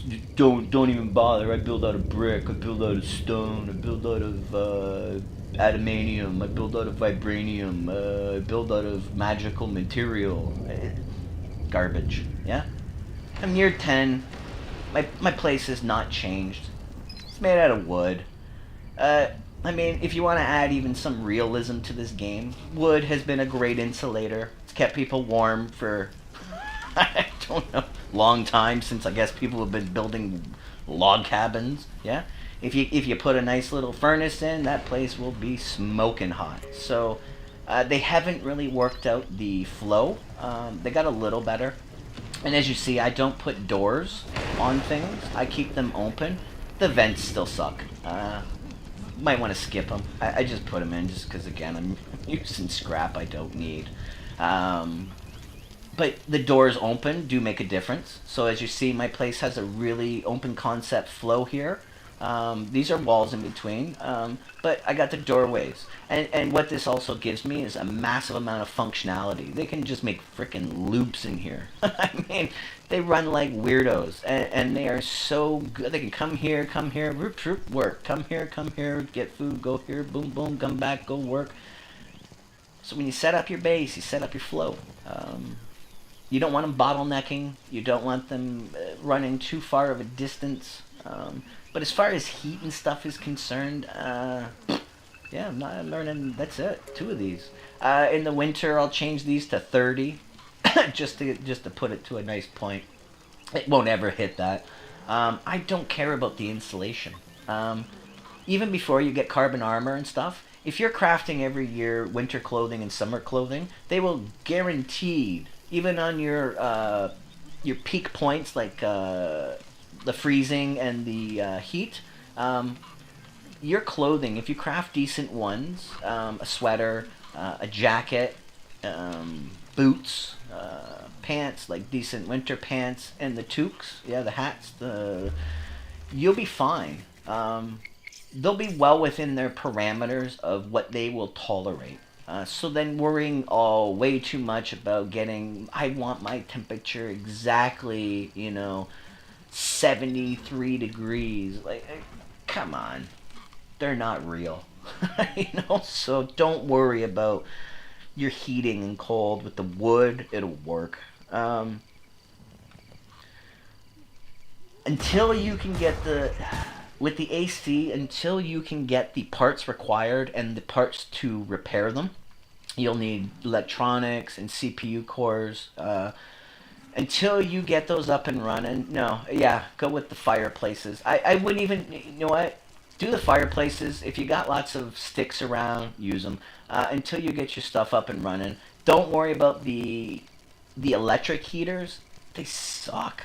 I put 2 electric heaters in here before, and you walk over to here, and I just dropped 15 degrees. Even in a carbon room, is just, come on. So these 2, this is cooling and heating my whole building, which again is big, but not big. 2 of them work. I put 1 here, I put 1 here. Fine, works good for me. Yeah,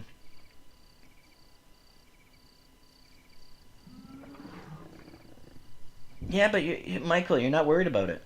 This is what these people are trying to tell you. Carbon, you gotta have carbon. You want the insulation. You want the things. I want the brick. Brick's got better sustainability. It's got. I don't care. I make clothing. Once I'm inside, I make clothing. And once they got clothing, I don't care. It's my temperature with a couple furnaces in here. I could put 1 furnace in here, 1 furnace in here. Fine. Even in the summertime, when I make them the summer clothes, it gives them a massive boost to their heat. They can sustain up to 30, 40. So if I put summer hat on, summer shirt, summer shoes, summer pants, no jacket, yeah, they can withstand like 48 degrees. Like, it's insane. Even with a heat wave. So I don't need windows. I don't need to air them out. Again, they're not real people. They don't give a shit. Right? They're not going, oh man, I got such a good breeze today, right? I mean, look at it. I don't even care. I'm not even paying attention to the animal attack. So, it works. I mean, if you guys like it, I mean, watch my other videos. Tell people. Spread the truth. I mean, there's too many lies on the internet as to who's better and who's what. I don't claim that I'm better than anyone else. I'm just saying, hey, if people are struggling, and you like my stuff, watch it. You know, hopefully you get something from it. You don't have to build like I am, but you can take some of the pointers from it, and do your own game and enjoy it. That's what we're here for, right? And you know what, Michael, as far as like you're saying even about the carbon, um, I did try to build one of those carbon freezers. I really did think it was a great idea. It was one of the only internet things I thought was a good idea was the walk-in freezer. I thought, hey, holy jeez, I don't need freezers. I could put two air conditioners in a room, and just put shelving in, and I can keep all of my stuff great, and I can fit tons. Because this is when I was over hoarding at the beginning. I thought that I needed all of this. I didn't get a grip on my farming yet. I was making bigger farms, and I'm thinking, wow, I need this stuff, and now I'm going, shit, where am I putting it? I don't have room. I had to build another building just to put all my supplies in. I'm like, oh, this can't happen. And what ended up happening is playing on hard. Hard gives you a ton, and for me, they give a lot, and they always give them to me in the summer, and they make them last for like ever. So what would happen is in my storage room where my food was, my air conditioners are made from CPU cores. So everything on the CPU core goes down in the solar flare, and shit, my stuff was down for so long, and even with the carbon, the heat started to rise, because I also got a heat wave at the same exact time. So then my stuff started rotting in a carbon room, and it did not hold my temperature for more than half a second. So, yeah, and the only other problem with the carbon, especially if you try to build it so far out where the bugs actually are, they will go right to it. They will eat carbon. They're highly attracted to it. They're more attracted to carbon than your people. I mean, you want to use carbon as like a little scapegoat here and send like a big building of carbon. They'll just stay there and chew at your carbon till it's gone, and they won't even worry about you. Yeah, this is what you learn when you build the antennas and stuff. This whole underneath of this is carbon, because these are carbon as well. And the moment you build these, they send a whole bunch of attacks at you, and they're coming for the carbon. And this is to explain to you what carbon is and why all of these creatures on this planet are highly attracted to carbon. So watch what you build out of it. You build your house out of it, and the bugs come, they'll just want to eat your house. And if my building was made out of carbon and I had a tiny wall here, oh, they're going to eat through my wall, forget about me, and eat my building. If I build walls out of it, they're going to come right for it. So you can use it to trick them, or you could just not build it and just don't worry about them attacking you. So, but wood is fine. I mean, you're 10. I mean, this has been my base since year 2. Minor adjustments to expand, and that's about it. This is right here, this jut that comes out here, that's it. Everything back here was built immediately. So this was built in year 2 in winter. So by the time winter had even got midway through, I had this entire building up. Everything inside, I had a functioning everything. I had good, decent power because I did get lucky a little bit. And I got some guns, and I went and took a nest really quickly. So I got my carbon wind turbines up. And then I did get lucky with a breakthrough with Quinn to find the advancement for the batteries. And again, I'm going to say, and I've seen videos where they say, no, pick the the graphene solar panels. No. Your improved solar panels are only slightly less and much better. And until you're getting an abundant amount of things, what you really want is the battery optimization. It's humongous. It will stop you from expanding your batteries more than you require. I could probably pull back batteries maybe to 6, maybe even 5, and I'd probably still be fine because they hold double the power. So yeah, it's real handy to get the battery optimization first. I mean, you can pick whatever you want, but if I get more power, but I don't have enough place to store it, that's a little backwards, isn't it? I want decent power, but I want a large amount, and then to not make 15 batteries. Man, I have seen somebody's video. See the size of my house? He built a place this big for 3 batteries. I don't know how many more. He had windows in it. I don't know how many more batteries he was thinking he was going to need to put in there for maximum power. Nuts. Absolutely nuts. Yeah, I've had these batteries pretty much all these years. I've never needed to expand. Like I said, I could run all my equipment here 24/7 and never take a ding on this. Yeah, it's fits. It's nice. It's tight. Looks good. I think it does anyway.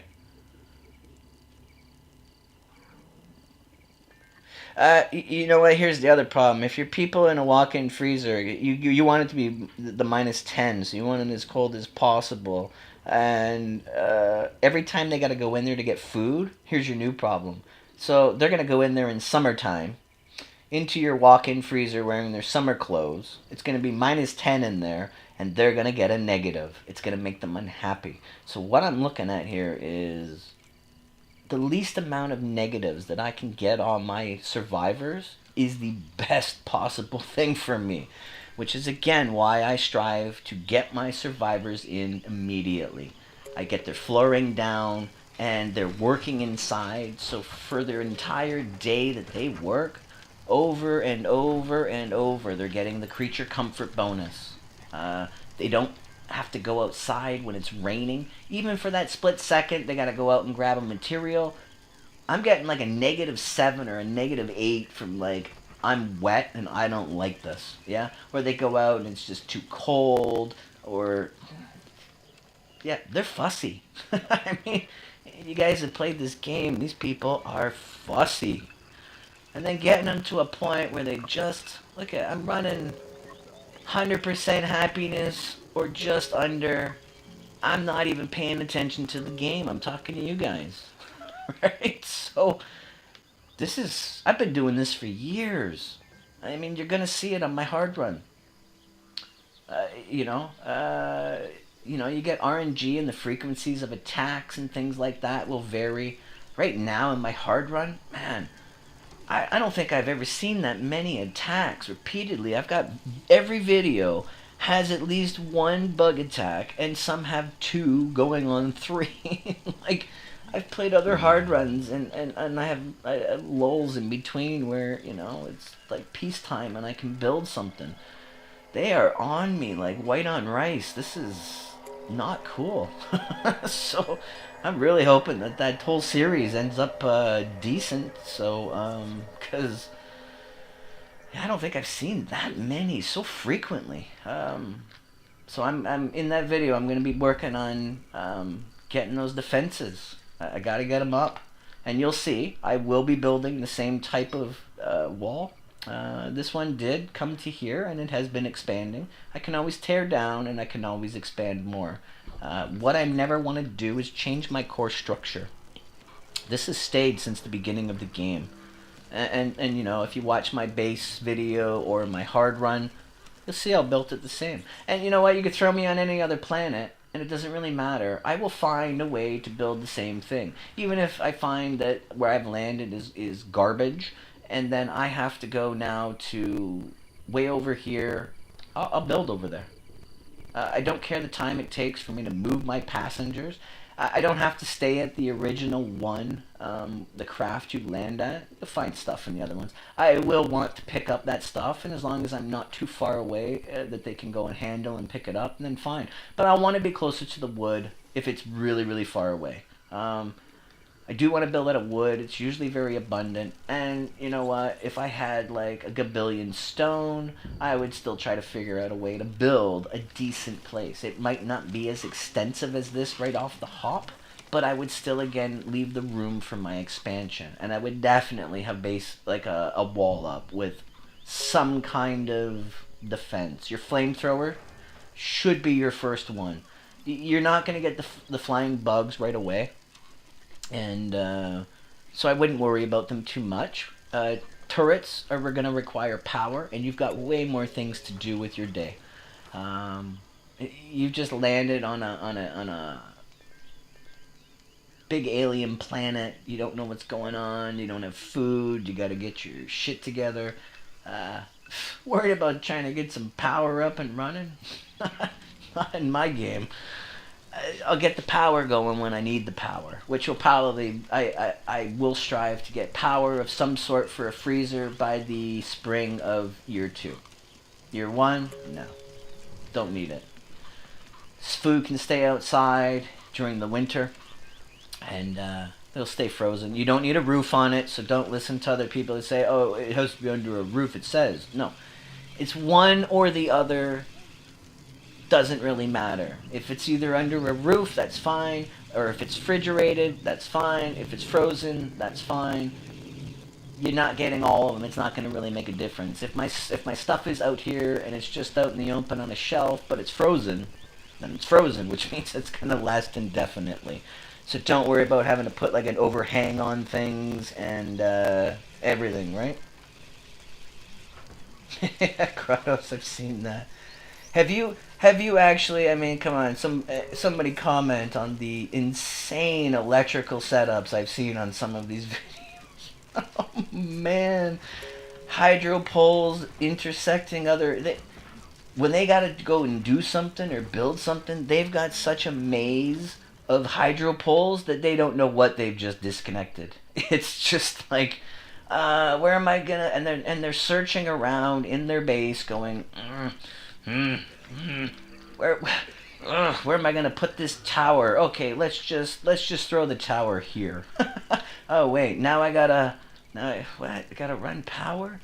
Then they're looking at their batteries, and they've only got 2 batteries, and they've got 50 or 60 of the old turbines scattered all over the place. I have seen people that want you to put your stuff on grids. Why? I don't get it. Why would I want a grid? This isn't like I'm gonna get a short somewhere and it's gonna take out all my stuff. If my grid goes down, my grid goes down. If I'm in,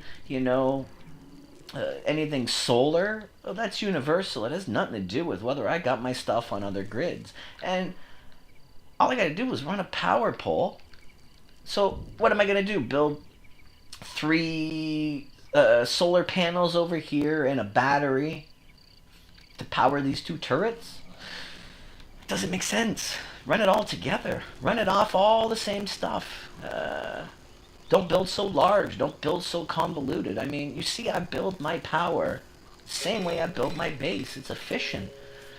My people are running around. They're doing things. I don't think they're too happy right now with this toxic ash, but I mean, I wouldn't be either. But my battery was just broken. I'm not micromanaging. They know what to do. They know where the supplies are. My game is to just gently push them. And I mean, this is the same with people that are watching this. Yeah, the people that are watching this stream. Just trying to get across. I'm just here to push. That's it. I'm not here to tell you how to play your game. If you like what you see, try it. I got videos on it. Watch them. If you need any other ones, let me know what other videos you might want me to do. I mean, I don't know what more I can do for help or what kind of other details people are missing. Yeah, I did just put this up just to get a couple videos somewhere so that at least 20 people could see it. That's it. That's all I wanted. Went way more than that. I didn't even think that many people played this game. It's early access. And anyone, if you're watching this stream and you haven't got the game yet, wow, get it. I mean, I do buy early access sometimes, but a lot of them, I stay away from. It's like getting the broken of the broken and then paying a big amount. I don't know whatever happened to the old days of demos or betas. Yeah, now they're all closed betas and demos aren't really anymore. Now you're paying almost full price for. And this was a pricey game for a early access. I was a little concerned, especially when I read all the comments. Comments were horrible for this. Crashes my computer all the time. It's a piece of junk. It's heavily micromanaged. None of my I actually read a comment on Steam of someone saying, I put Windows to open, and 3 years later, they haven't opened my Windows. And I'm like, wow, that's not good. Do I really want to play this game? And I hummed and hawed for the first 2 days it came out, and then got it, pulled the trigger on it, said whatever. And it was frustrating. At the first game, I had my people naked in the winter. They lived. I made it. My first run, I think I made it, year 4 or 5, and then decided to, they didn't die. And I decided to take what I'd learned in that first run and try to fine tune it. And then I just kept fine tuning, and yeah, here we are, right? Now making videos because no one else seemed to have done this out there. They're still making 20, 30, 40 videos, and I want to puke. I mean, it's horrible. They're just showing people that this game is insane, hard to play. Look at my hard run. They're ooh. No.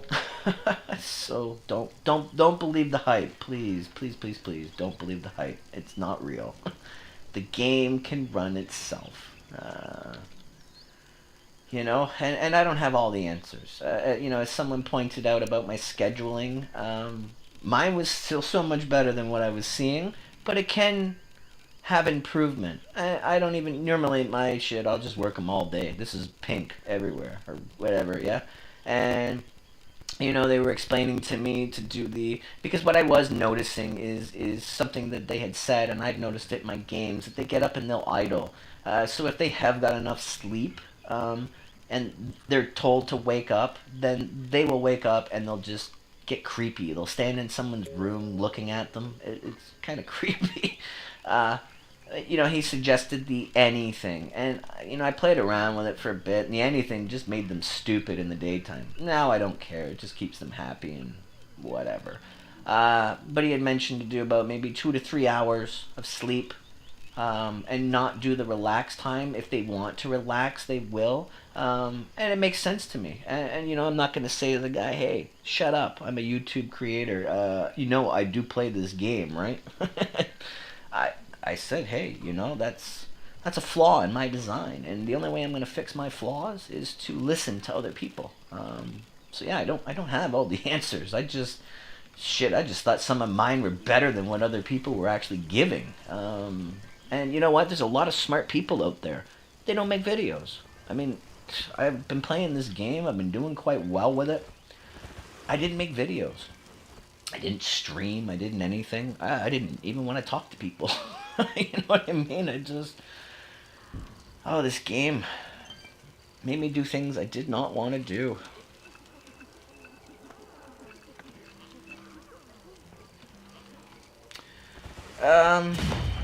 Yeah, Christopher. So you want to be able to have a good defense that doesn't depend on just power.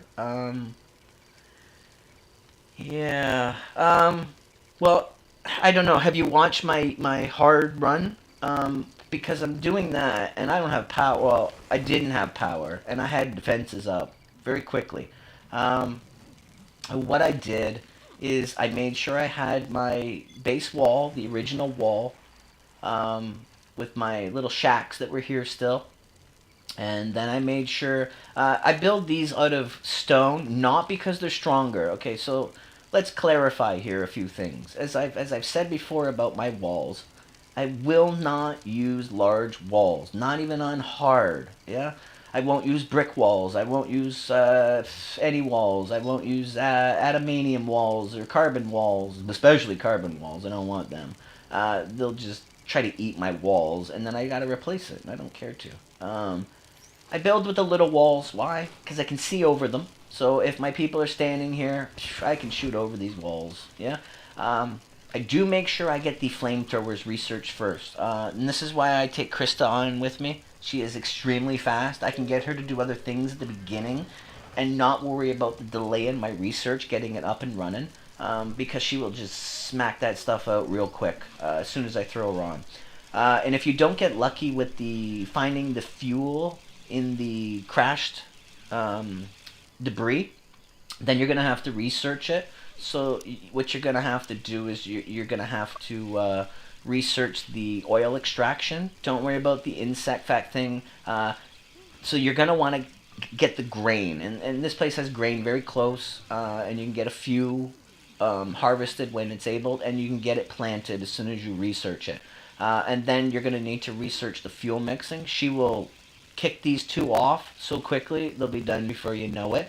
And then once you craft the fuel, then you'll be able to research the flamethrower. So you're gonna want to get that up. You're not gonna get flying insects at the beginning. So yeah, you're if you just got a basic wall, and this is where people placement at the beginning is key. And in my hard video, you'll literally watch me. If bugs are coming on my left side here, and I'm standing here, they'll just beeline it right to me. They're not even coming into the thing. They're gonna hit my wall, and all I gotta do is scoop my people, move them here, and they just go, ooh, zherp, and then they run around. They're attracted to you. And I see so many people, they put their people up on walls. They want your people. I don't want them anywhere near spitting things or I don't know.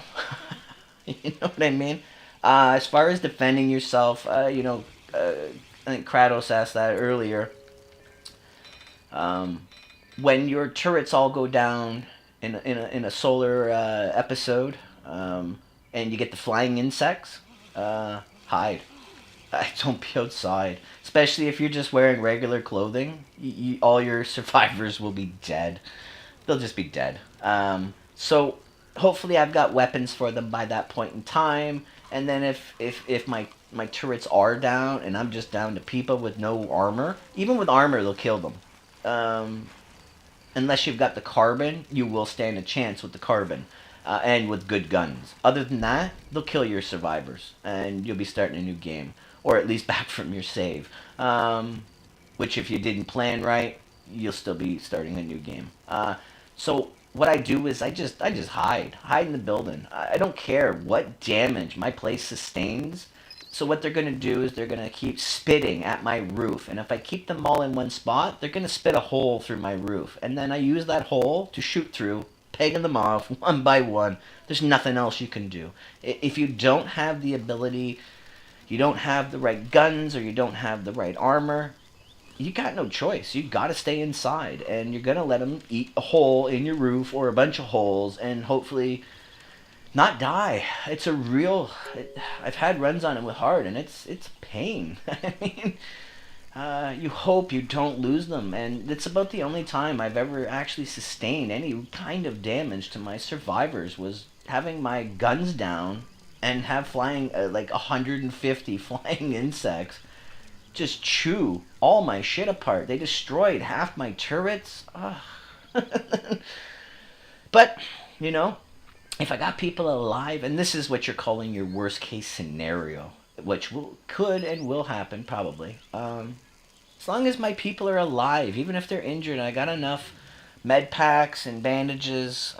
They're good. They'll fix themselves up. They'll take some time to heal, and you'll make it through. And then, if you got enough resources to, not worry about repairs, and your people are doing what they're supposed to, they'll just repair it, and your base will look like a bomb hit it, and then afterward you're gonna look like this again in about 3 minutes. So I don't know if that helped you with understanding that they go down. With bugs, you're kind of screwed. If they go down and I got land creatures, they're not getting through here. Don't care. They won't make it through this gauntlet of 6 flamethrowers. Not 30, not 100, 6. They won't make it. I stagger them. I don't put them all together because you get ones, the horn noses, and they'll run past. They'll run past a couple of them. I've had them run up to here and have to be shot. They are they don't feel the fire, they don't feel the traps, and they just keep flying through, and the only way to kill them is turrets or your people. But either way, I stagger these for a reason. I stagger them because if you do make it past my first one, well, you got another set of traps here. And then if you do make it here, which most don't, you're dead. And then I got people standing here a distance away.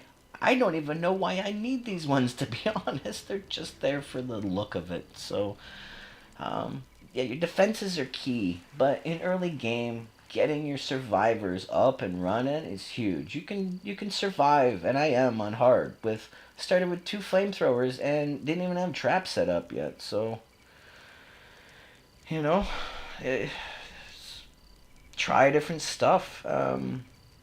But solar flares are a pain, especially if you are reliant on 20 turrets and it all goes down. Well, you're kind of in trouble. I don't like the solar flares, and they happen quite frequently for me on hard.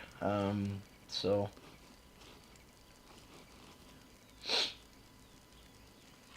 um, yeah. So hope everyone gets something out of this.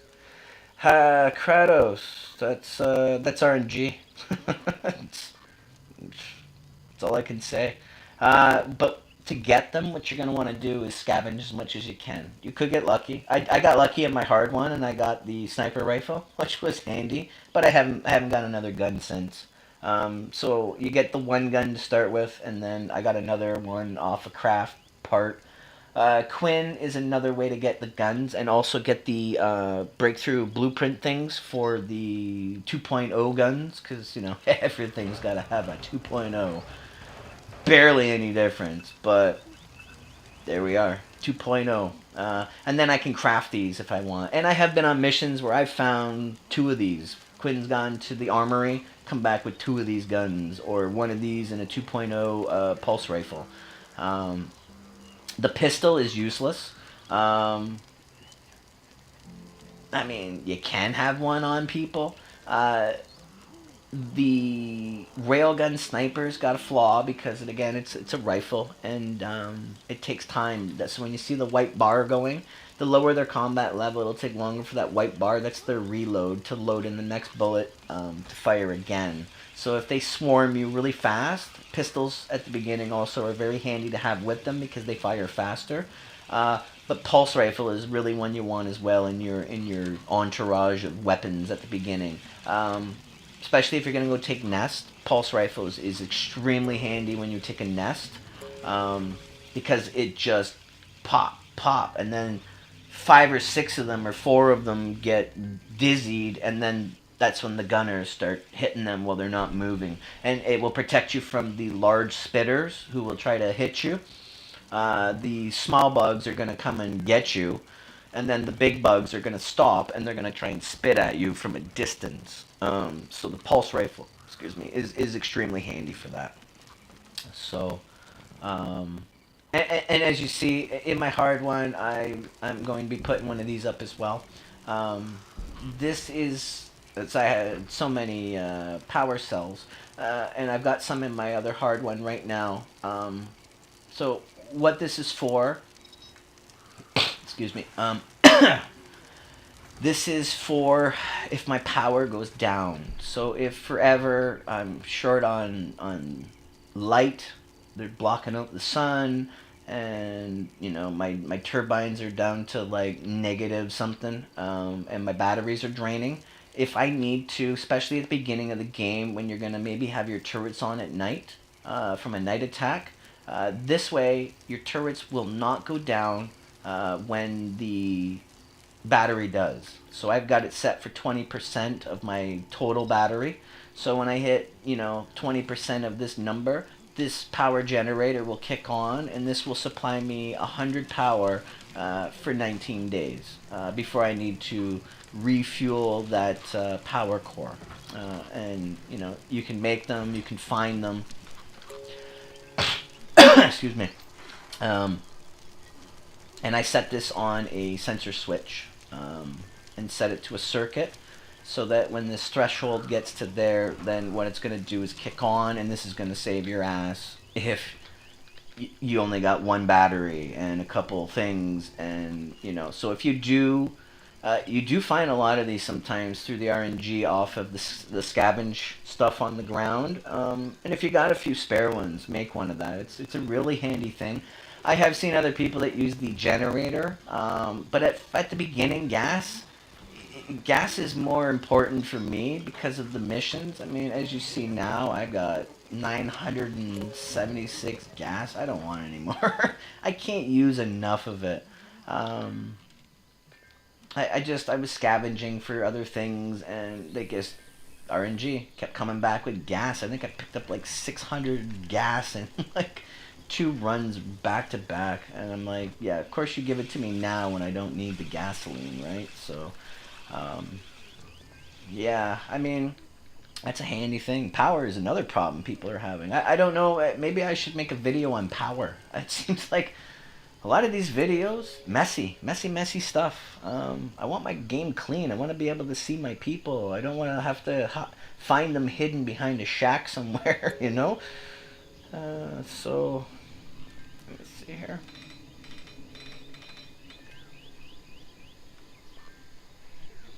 Well, Kratos, I don't think they're going to. I think what they're looking at doing is making this game so that, it does kill your survivors. Um, yeah, that's the only thing. Because, like I say, I get more of them on hard, depending. Some games you do, some you don't. They'll come more frequently. They'll come at the worst possible time. Oh, self-destruct alert. Let's go send Quinn off. You sleepy? Sleepy? Oh, you can sleep on the ride. Where are we? Or actually, I'll just wait. He's already gone to bed, I think. Um, yeah, I don't think they're going to. I think they're going to start probably adding in more stuff to throw a monkey wrench at you. Um, so that, that people that are playing on the higher levels now will start to look like, hey, average people aren't able to do this. Right now, average people, and even below, can run hard. It's Don't listen to people that tell you if you just get a good flow, you get a good strategy of what you want, and that's why I tell you to practice.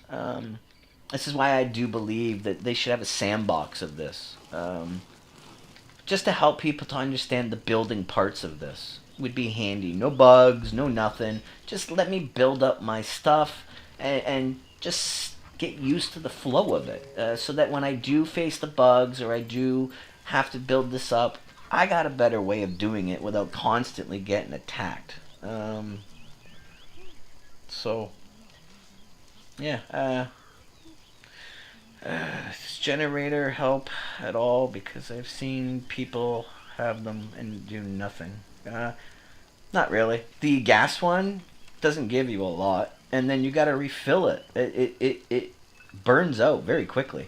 As I said, you can use the power cell, and you will probably get a lot of them at the beginning, and you might not. It depends, but this is your option if you are going to have a backup for your battery or for running your stuff if a catastrophe occurs somehow out of nowhere. I got one battery. I'm being attacked at night. I can't drain my battery. Like, it's gonna suck my battery if I got all these turrets and and some people, they say, oh, put a sensor up. I did, and I had mixed results with it. Enough mixed results that I don't use them anymore. Middle of the day, and my turrets were on a sensor to alert me. They walked right into my circle of the sensor. It was connected right to my turrets. I had the sensor farther out.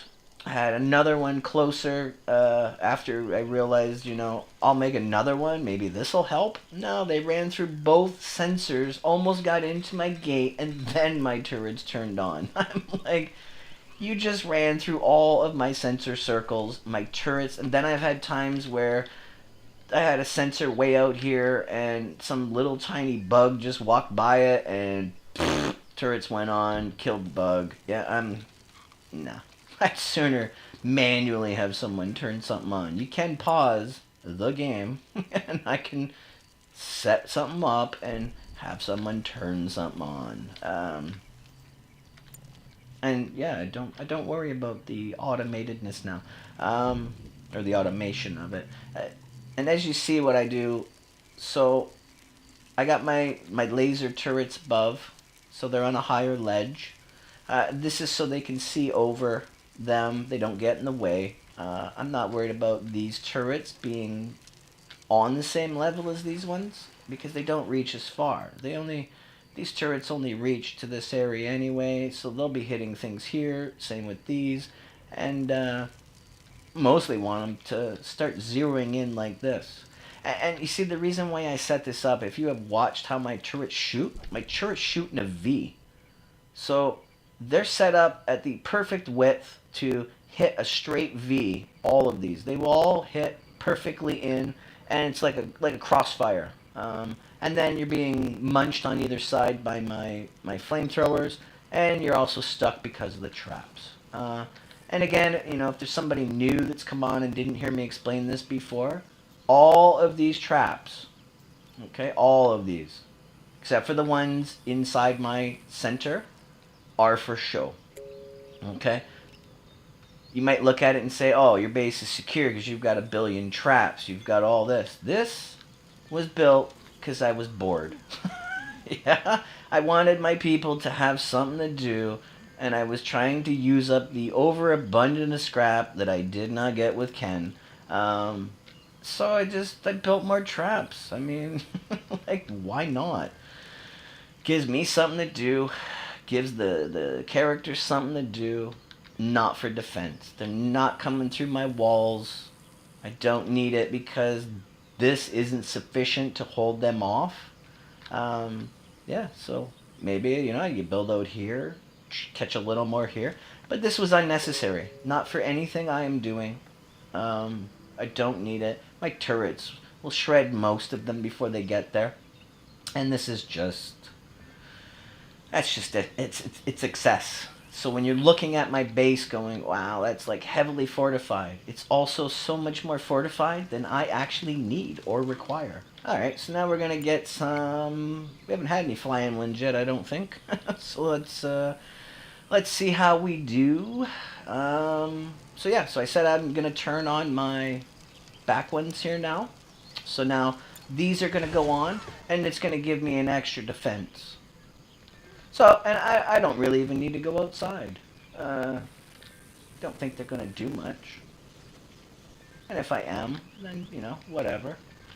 I got carbon armor on, so I'm less worried about being outside. And even if they did take a minor injury, it's not death. It's not death is what I'll say, which is much better. So what do we got here? See, these are the runners. What are they called? Horned insects. These are the guys that will try to run past all of my stuff. So maybe I will bring them out.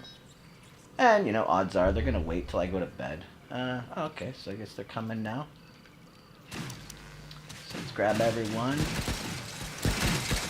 let's get them outside. Well, I guess I gotta draft you first. And slow as molasses here.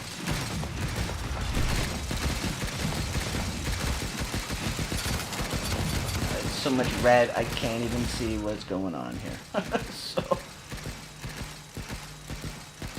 do we got left? Anybody? Anybody left? Alright, shoot it up, guys. And there we go. And as you see, I was outside with the carbon armor. Nobody's injured. Carbon armor is great. So you've seen them walking outside with the carbon armor on, and I couldn't even see them, so I wasn't even dictating where they should be shooting. I couldn't see anything through the massive flying bugs there. And you see my defense is held. I'm not scrambling. I'm not running around. Are these guys not off draft? Alright, there we go. Sorry. Wrong buttons. They're just waiting for orders. No walls are damaged. Oh, sorry, I speak here. I lost half my integrity of my wall. Ouch. My turrets took a bit of damage, but nothing. I got alloys for this. This is what this is for. And that's what my scrap is for, make more alloys. So, I mean, I hope you understand. Now you've just finally seen the flying insects. and how that went. I mean, make a comment. How did it go? How do you think that went as far as other people's games when they get 75 flying insects? And again, I was doing this long before this, long before 10. I've been in this kind of rut for a while.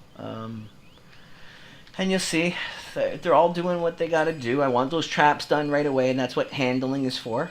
Handling is huge, so if I do get another bug attack afterward, and I don't have my traps back fixed, that's going to be a problem.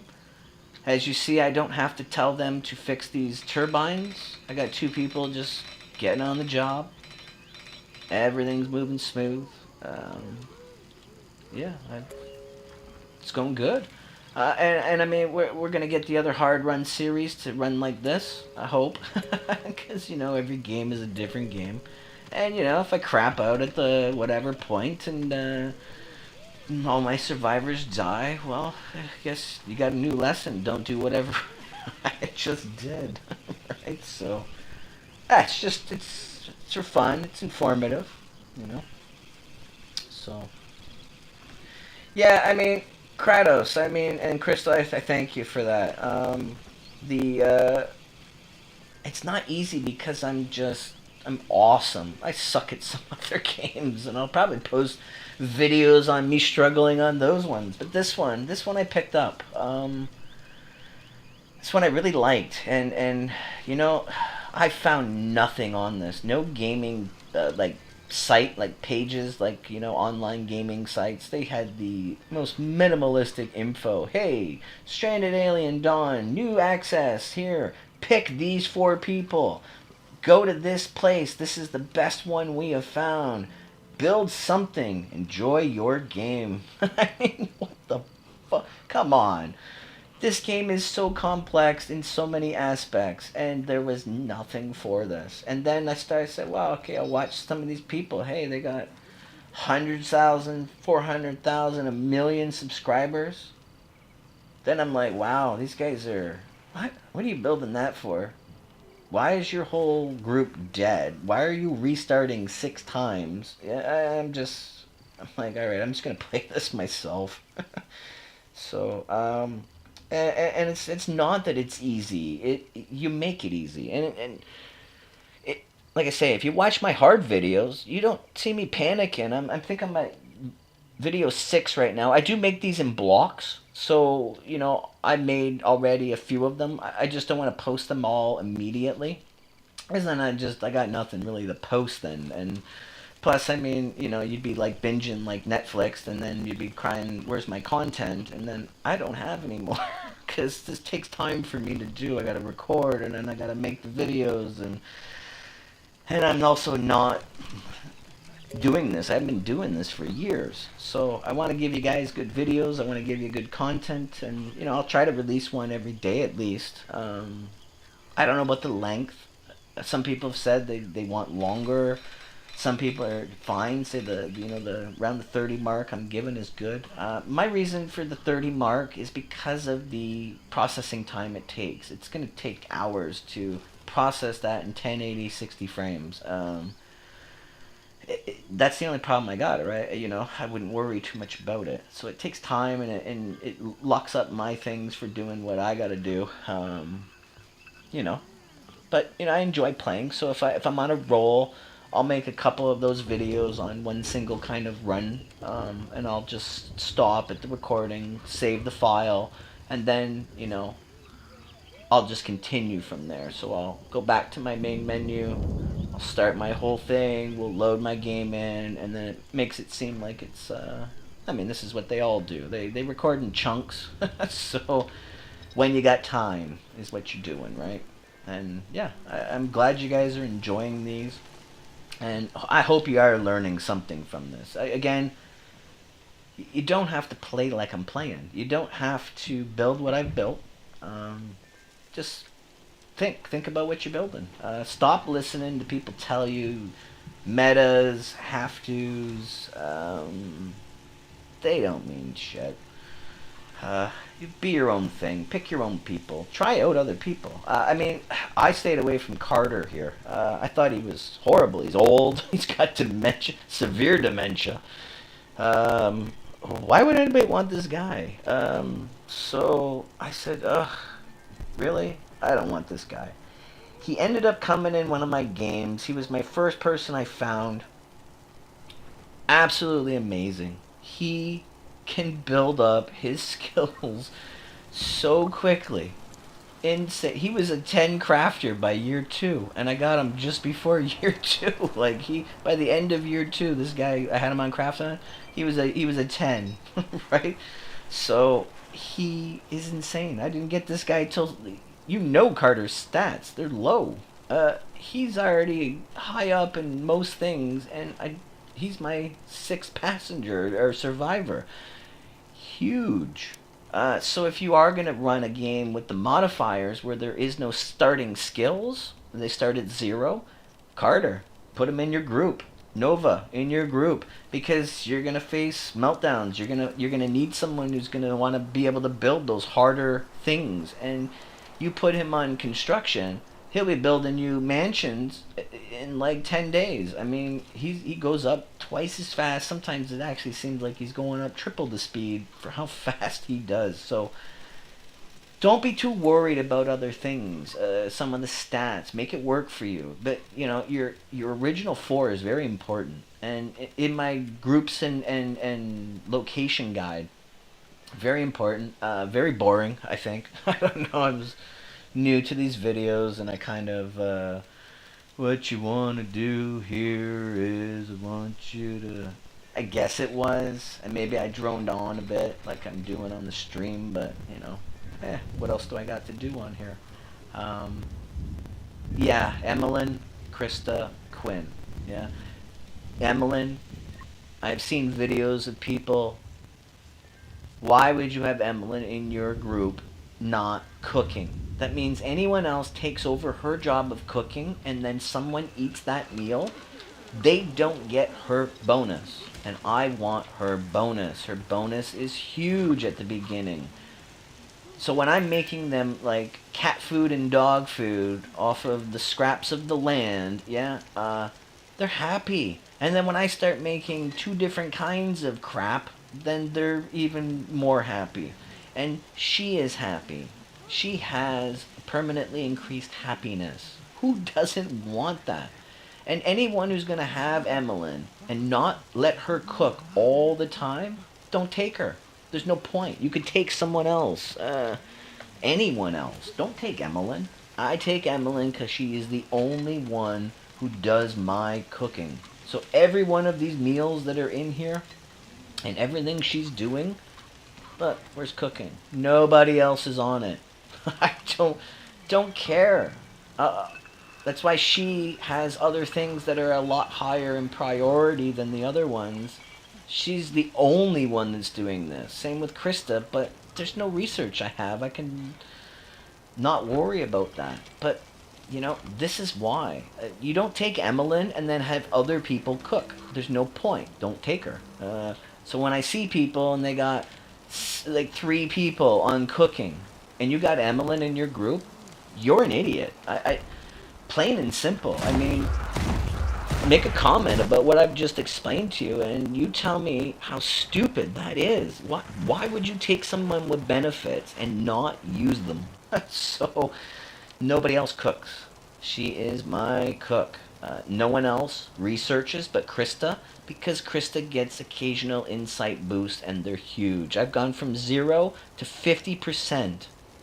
So if I've got a long-term one, like 3 days, I've just shaved that in half with her, and she gets them a lot. She won't craft, but I don't care. Everyone else can. And her speed is decreased, so, you don't want to take her on long distance. I took Laura for this one. I have games I switch between. She is fast. She is the one I take for my long distance treks for the carbon. And she does get these farms. She just cruises through these farms. And Quinn loves going on the balloon rides, and he's fast, right? So I have tried the balloon rides with other people, and they take forever. So I don't get it. I don't understand why people take these people and then not use them for the thing that they specialize in. This is where things will fail. If you take somebody and don't utilize their skills, this is where your collapse will occur. So, you know, right? And thanks, Crystal. That if you found that awesome, I mean, that's just an average bug run. I mean, uh, and again, it's not because I'm sweating it. It's because I've set up decent stuff. And you work with it. You want to build priority wise. Again, I wanted the carbon. I wanted the carbon armor. I'll shift and change depending on what I'm getting for RNG, and then eventually I'll get myself to a point where I've put off a few things, changed a few things around. In my hard game, I wanted to get Quinn up in the balloon, but I was really moving fast on that house, and I got it all up and ready by the winter. Fully in, everything in, all my construction supplies, floors were all down, beautiful. They were happy. And then I didn't have to worry about the lack of clothing and the time I didn't spend on the crafting of them. So, people will tell you, hey, craft right away, craft, you have to. No, you don't.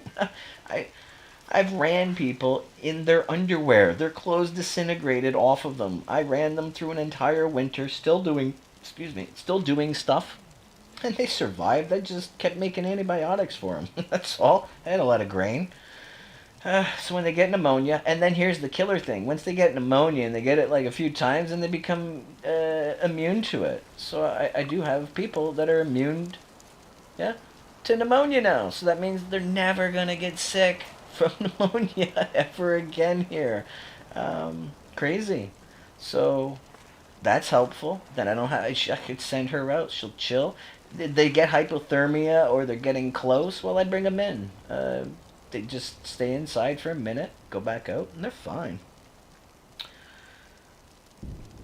Yeah. Pick who? The Emmeline? And put them around farming. She is good for farming. She does do my farming as well. Her, Krista, and Laura, all three I have set for farming. She is good. And I will bounce her back and forth. Because she only has to cook so many meals. But my thing is don't let anyone else cook. Wait till she does her meals, puts them in, make a few at first, so you got a little bit more. Then she's got time to go out and do the fields, right? So, uh, and yeah, I mean, if you don't utilize the skills, this is the reason why they all have traits. And it doesn't make sense to me why some of these people aren't utilizing their skills and their.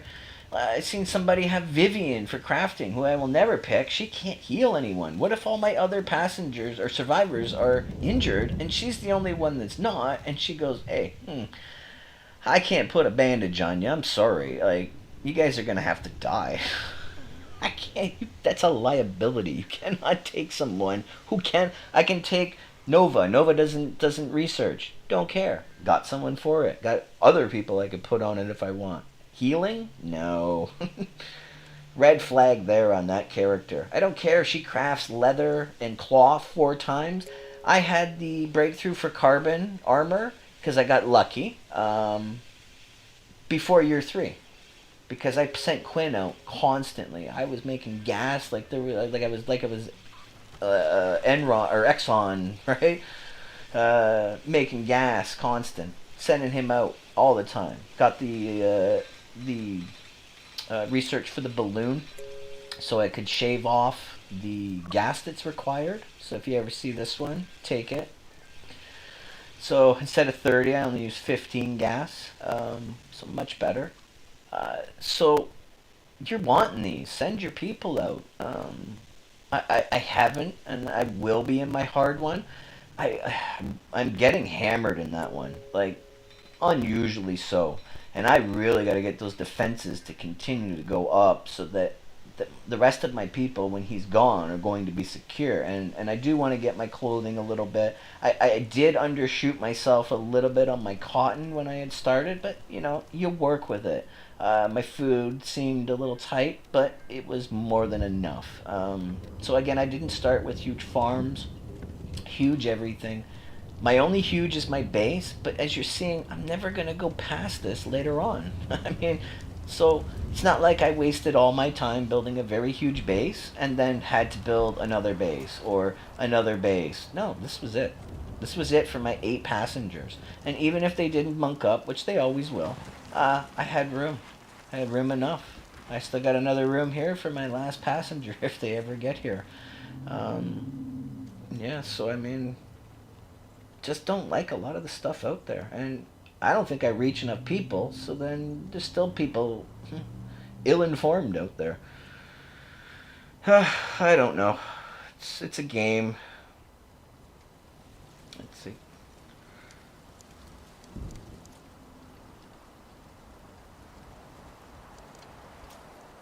Yeah, you know what? You made a good point there, Philip. That's the reason.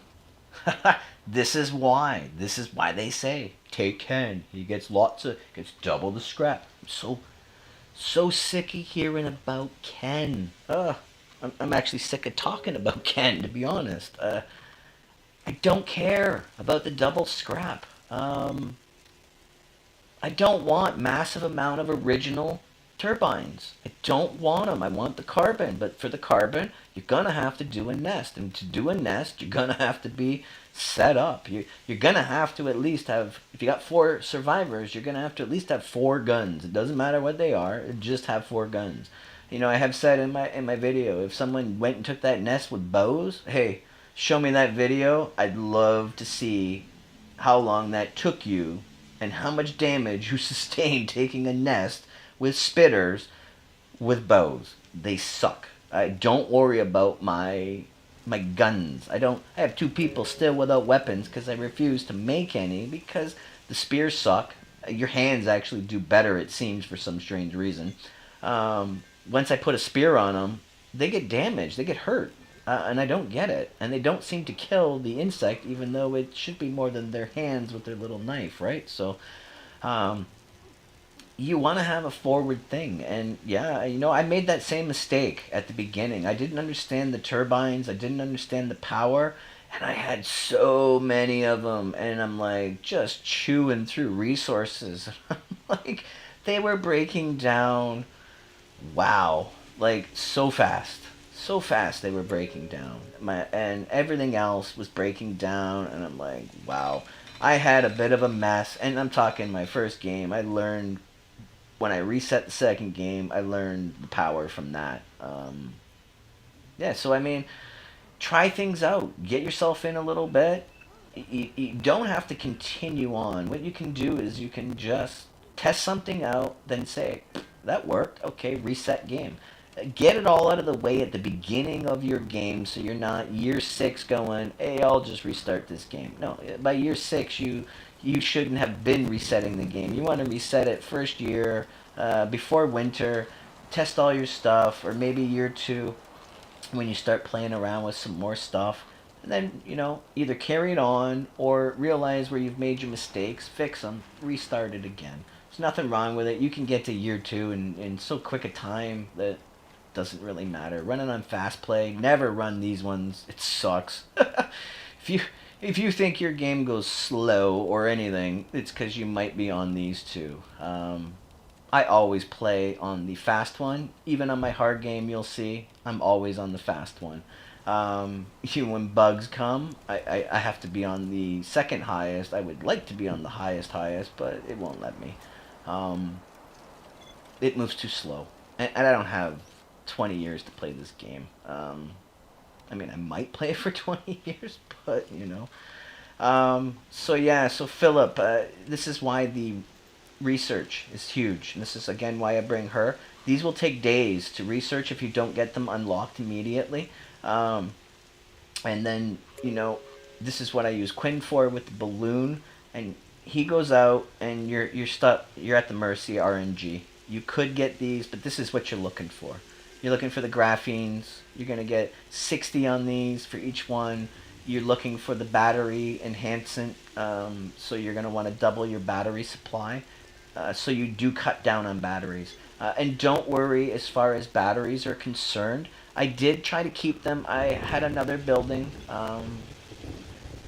I may play that live stream too as well. I'll show you a different style of base, and I'll show you the different ways I've gone through. I might do different streams with different saves that I have, with coming to the what I've built here. You'll see my progression of why I like this way so much now.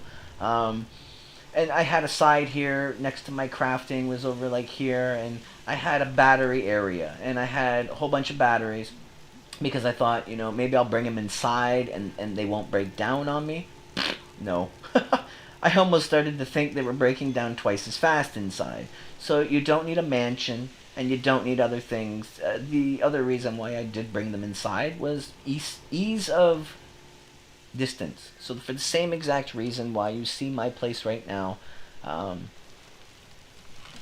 they only had to walk here, here, and here to replace the battery, go right for efficiency is what I'm looking for.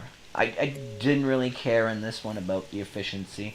I did build the structure, my base a little different, and I thought that this was fine. And I've expanded. I probably actually have more power than I even need. But I'm power hungry sometimes, so, just in case. So my future, if I gotta go another 1,000 years in this game before I find my 8th passenger or survivor, sorry, I got enough power to expand or do whatever I want. I don't think I will. I mean, does anybody ever, make a comment. Does anybody think I need to expand this base? I mean, let me know. Let me know if I should. Is there something I'm missing on this base of why I would have to expand it?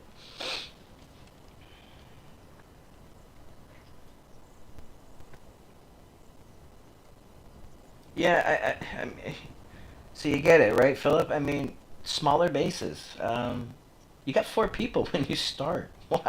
Why do I want like the state of Texas as my base? I can't. I gotta get out there. I gotta fix things. You break my wall, or I got stuff that's way out somewhere. I gotta travel to it. And the other problem with this is these survivors only carry one item at a time. So they will take one item, bring it to the thing, walk all the way back, grab another item, walk all the way back, and then they might not even be able to repair it depending on who they are. So now you just got it sitting there. It's got all its supplies, but nobody's actually fixing it. So so I'm glad that's helped you to tighten your base a little bit. Again, you don't need to make it like mine. You can make it however you want. Just follow the principles of efficiency. You can do your layout sideways. You could make it one big square. I don't care. Make it that you can afford to make it. So make sure you have all the resources you require. And then you're not getting hammered with other things, but you will have to put off other stuff. I put off my crafting. Instead of wasting my time crafting clothing I didn't need, I spent my time building this base. And if you look at my hard video, everyone was pitching in, and this thing went up fast, right? So they were happy. And now they're going to have a winter where they're not outside. They're going to have a winter. They got carpet for their nice little toesies. They got their own individual rooms. They're working all day, getting bonuses. Emmeline's in there, comfy cooking. Who doesn't want that? So, I hope you guys are enjoying the stream. I don't know how much longer I'm going to continue. But, if this goes well, I might post and then set a time for something so that maybe more people are on at those times. And then, yeah, maybe next time we'll switch to a different one, and maybe we'll look at one of my other saves, so you can see that I did build in different ways as well.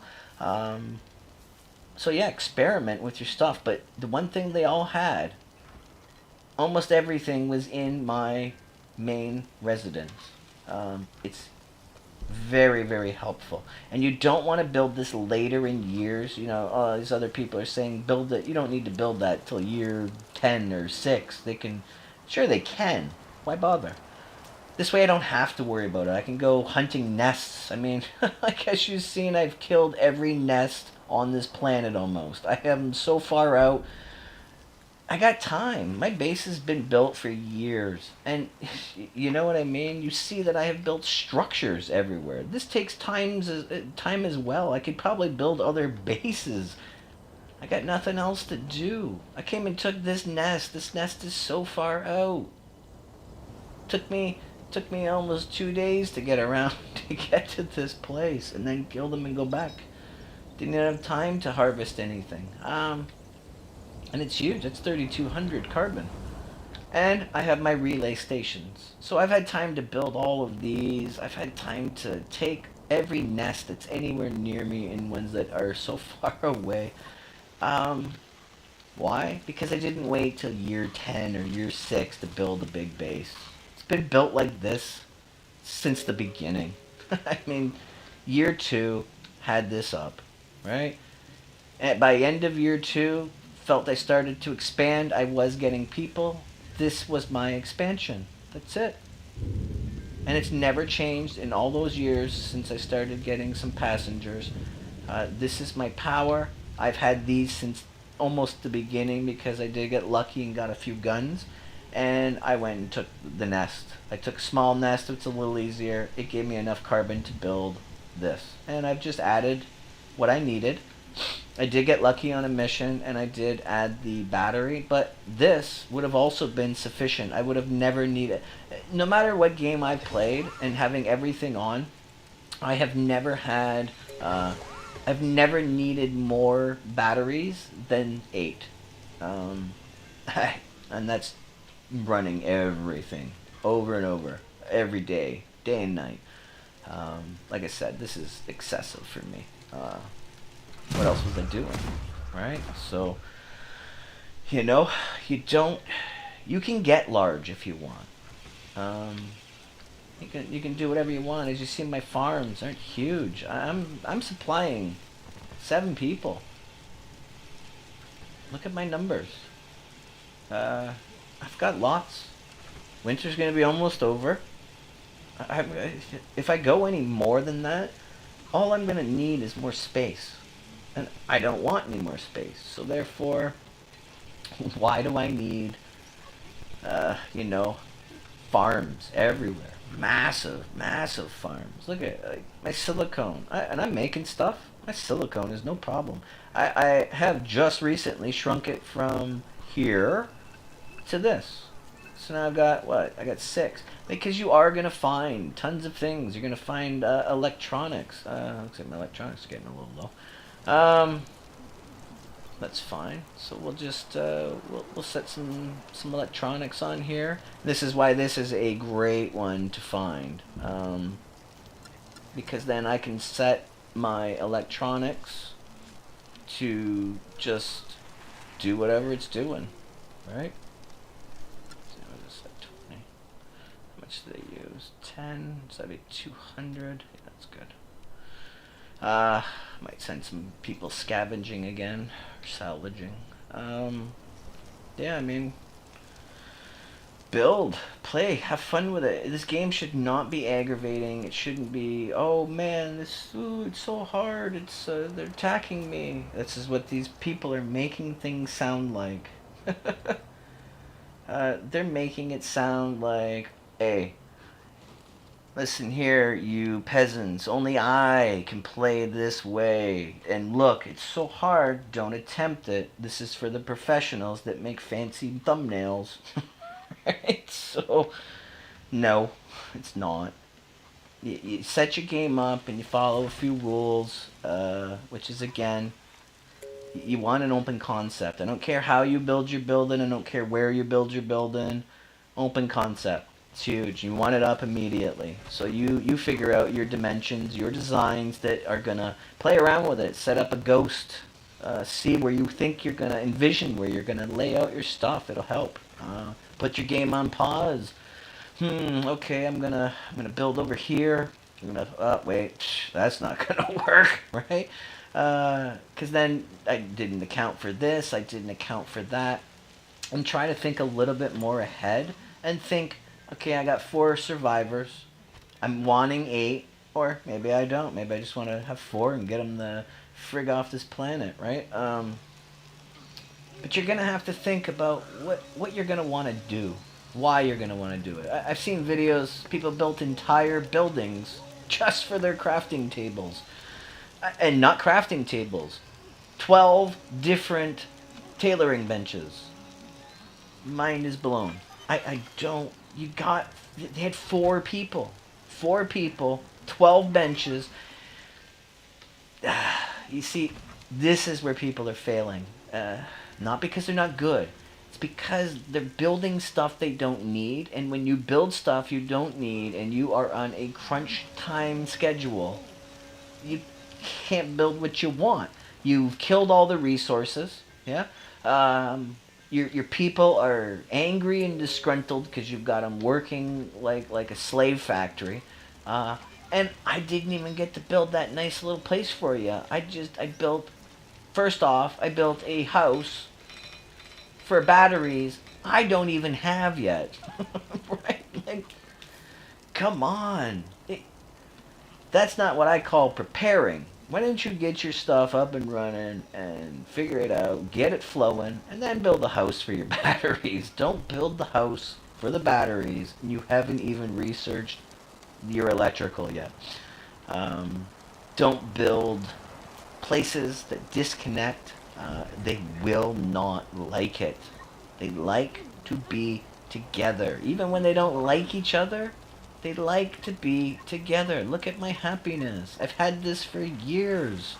I've seen people, and you can't even say, oh, well, they're happy because they're in year 10. Why wouldn't they? I've seen people's year 10, and they are floundering. No one's got food.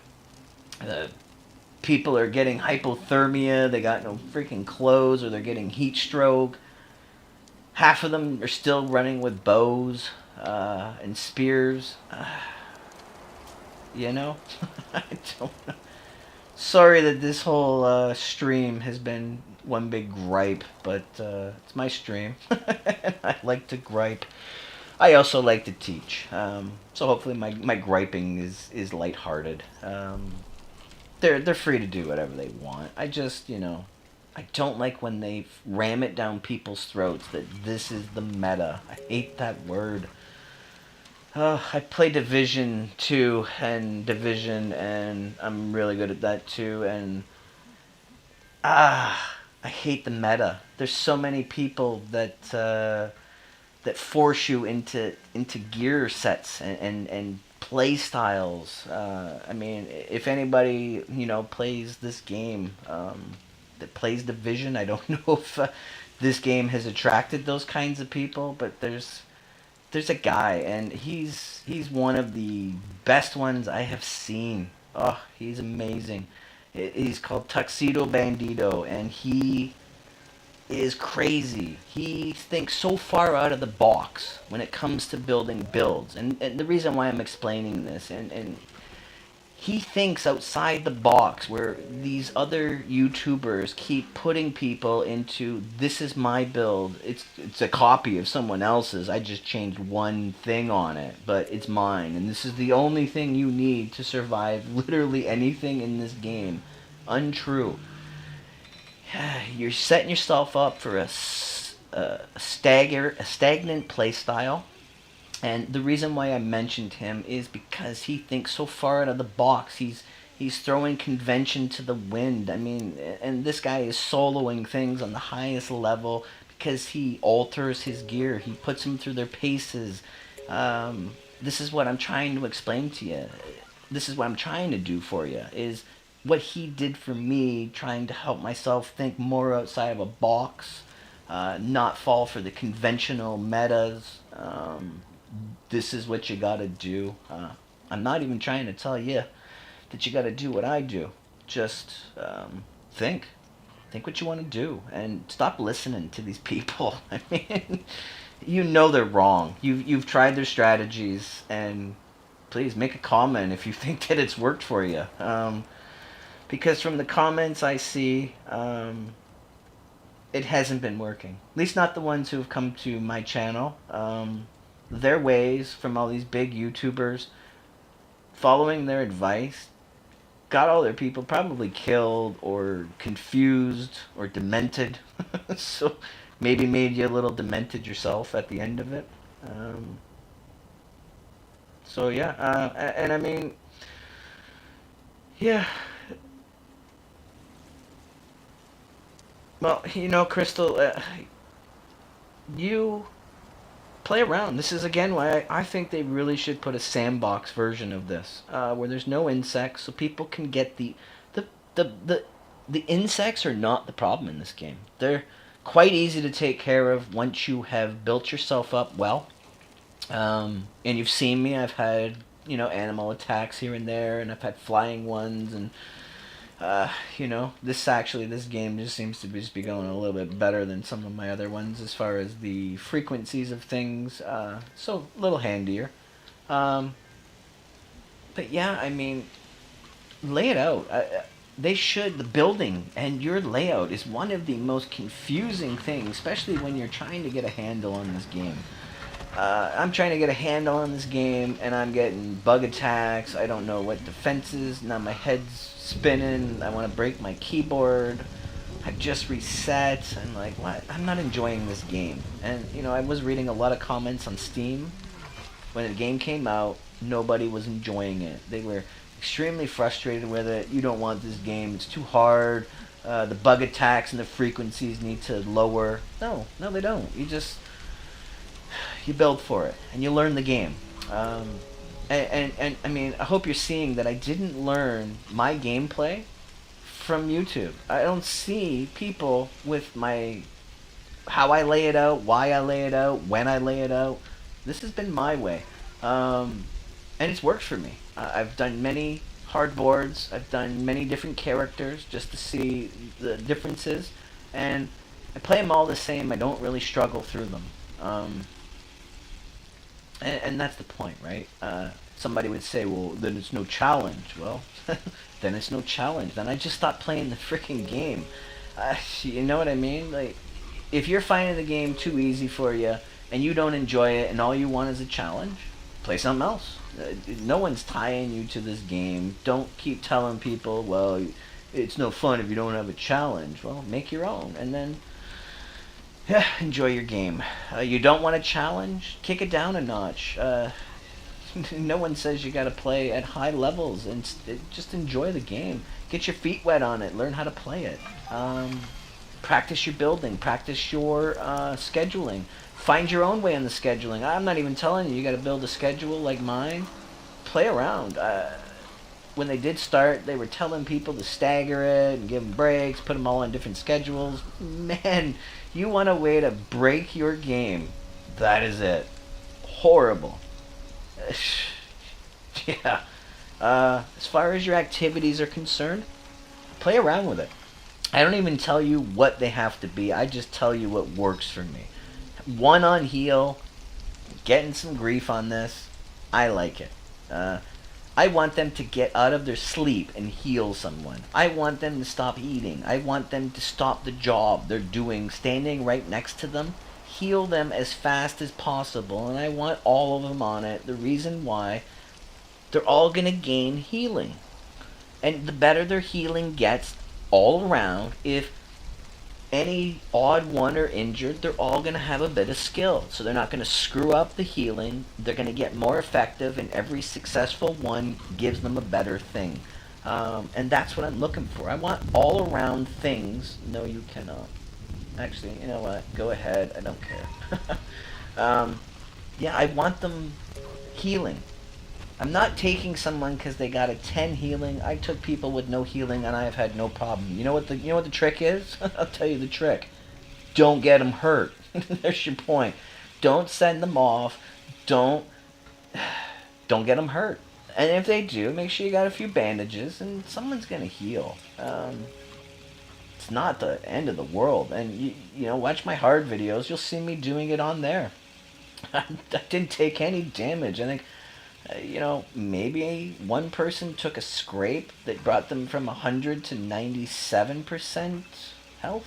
You know, so um, yeah, that's the point. Don't get them harmed. Well, you can't help. Yeah, you can build a defense that they don't get hurt. Don't bring them. Don't let bugs crash through your walls. It's real easy to stop the bugs crashing through your walls. Don't be near them. This is why I build like a more square type thing, and I make sure they're. That's why this is the center long, because I want them. With mazes, they may come on the side of your maze depending on how far it's out. Um, a lot of people I've seen build them very wide and long, uh, much more distance than's required for them to get through. So you've just built a 10 times maze for a 1 times thing. Problem is then they put themselves real close to the edges, and then they may go a different way. And I have shown this in my hard run. I'm standing here, bugs are coming here. Do they come to my open area and come in? At that point, it was probably about here. Do they come around and come in? No. Open area, you think they'd want to come. No. My survivors are right next to the fence, and they're coming straight for them. And they're going to want to wreck the fence. So all I did was scoop them up, move them to here. It was just like instantly, beelined. They just changed course. And they came through my open area. So yes, placement of your people has been another failure that has been problematic for why they're hitting you. Also the reason why I forgot to turn these off a while ago. The turrets. I don't want my turrets on in the back because it's going to aggravate them. It's going to piss them off, and they're going to want to come through my wall, and I don't have traps, and I don't have a kill area with an open gate. There will be by the time they break through, but, you know. Happy New Year! It's the first one I've gave them in years. I am really cruel to them sometimes, so I don't take all my advice on things. They really do hate me for the first bit. I played Tropicos. I did love them, and at times I would get my game so efficient that my population stayed within 20 less and 20 above, and I had so many people. And I fell asleep the one night playing it. And I woke up. I was like 1,000 years later. See, so here's an example of why I didn't want my turrets on. So, let's get these guys all out, get them moving. I guess we will just put them back on. Pacifist, you go do this. Get that on. Nope, not closed. The air vent, power switch. And then let's get all our other ones here. So they did break through, and perfect. This is the greatest example as to why you don't have aggravating turrets on in the back. Right? The reason for that is just that reason. Because they will break through your back gate. They'll want to come in, and as you're seeing, they're not going to want to go through my open area. So my turret started aggravating them when they came in, like around it. So I'm probably going to destroy a bunch of crops. Don't care. Let's bring them back. Come on, through my maze. So I'm willing to take the hit on this, because that's going to... Great example. And look what they're doing. They're coming for my stuff. They want my carbon, right? So this is what will happen when you aggravate them in an area that you aren't prepared for. And yeah, I'm not too worried about this game, so...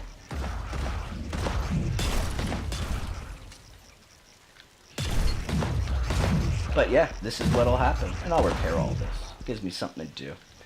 So, where's the rest of them?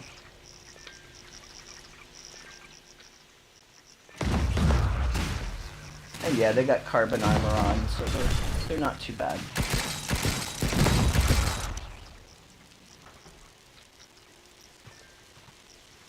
But yeah, this is Good example of when things go wrong. So, and I'm not worried about it, but this is because I left my turret on in the back, and that became a real problem for me. This is why placement, and I'll use this whole damage as an example, which is perfect for me, as to why. Um, as you see, they're coming from my people. They want them. But what happened is they spawned up close to me. My turrets were on still. I forgot to turn them off. And they'll come through my wall. And I mean, this is great. Like I said, I'm going to take the hit on this one to, I guess, give an example as to what'll happen and why you build your defenses the way you do. I did explain this at the beginning to explain that this is where people start to fail. Because they set up turrets all the way around, and as I explained at the beginning, I don't want these turrets on. Because if they do come, they're coming for the turrets. And as I explained, I don't have enough defense here, because here's where I want. So yeah, bit of a freaking nightmare there, but it serves my purpose. That they're coming for these. These are made out of carbon. They went right for them. They wanted that carbon. So watch what you build out of carbon, as I said. They want my turrets. If my ledges were made out of carbon, they would have just took them out immediately. They'd have finished this off, not leave it, just take the turret one. They would have finished off the entire thing. You'd have had nothing left. But yeah, I mean, I'm not worried about this. I was just floating around, not paying attention in this game, and forgot to turn off my turrets. But you know what? Everything is a lesson here, and the lesson is that this is why. This is why you don't want to have any other area to defend than the one area, and this is why people placement is extremely important as well. Because they're attracted to my people. So then this is where people suffer. They have their people too close to an outside wall, and they won't come for your kill zone. They will come right for your wall. They want your people. And then you'll notice, try it out, move your people a little bit further. They will turn course and then come around, and they'll want to go to your open area. So this is okay. This will give me something to do, I guess, since I haven't had much to do. Everybody's still good. The little pacifist here, he's okay. He's getting there. He has no gun to defend himself. But you'll also see, they were all over me. Carbon armor, heavy stuff. So yeah, so I guess we'll fix this stuff, and then you'll get to see, putting it all together. But yeah, I mean, one mistake, shit can go real sour real quick.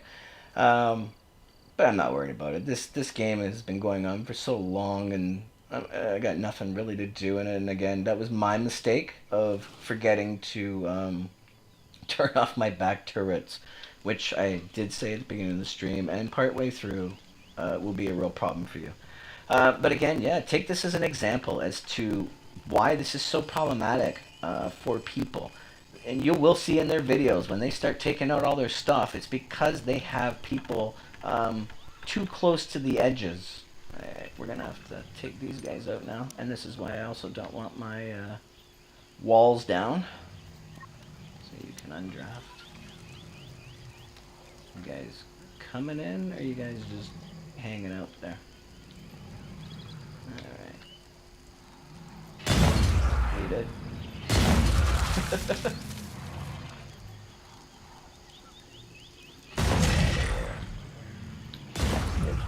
Alright, undraft. Yeah, so my guys will fix all this stuff up. They're gonna handle all the stuff, they're gonna fix it.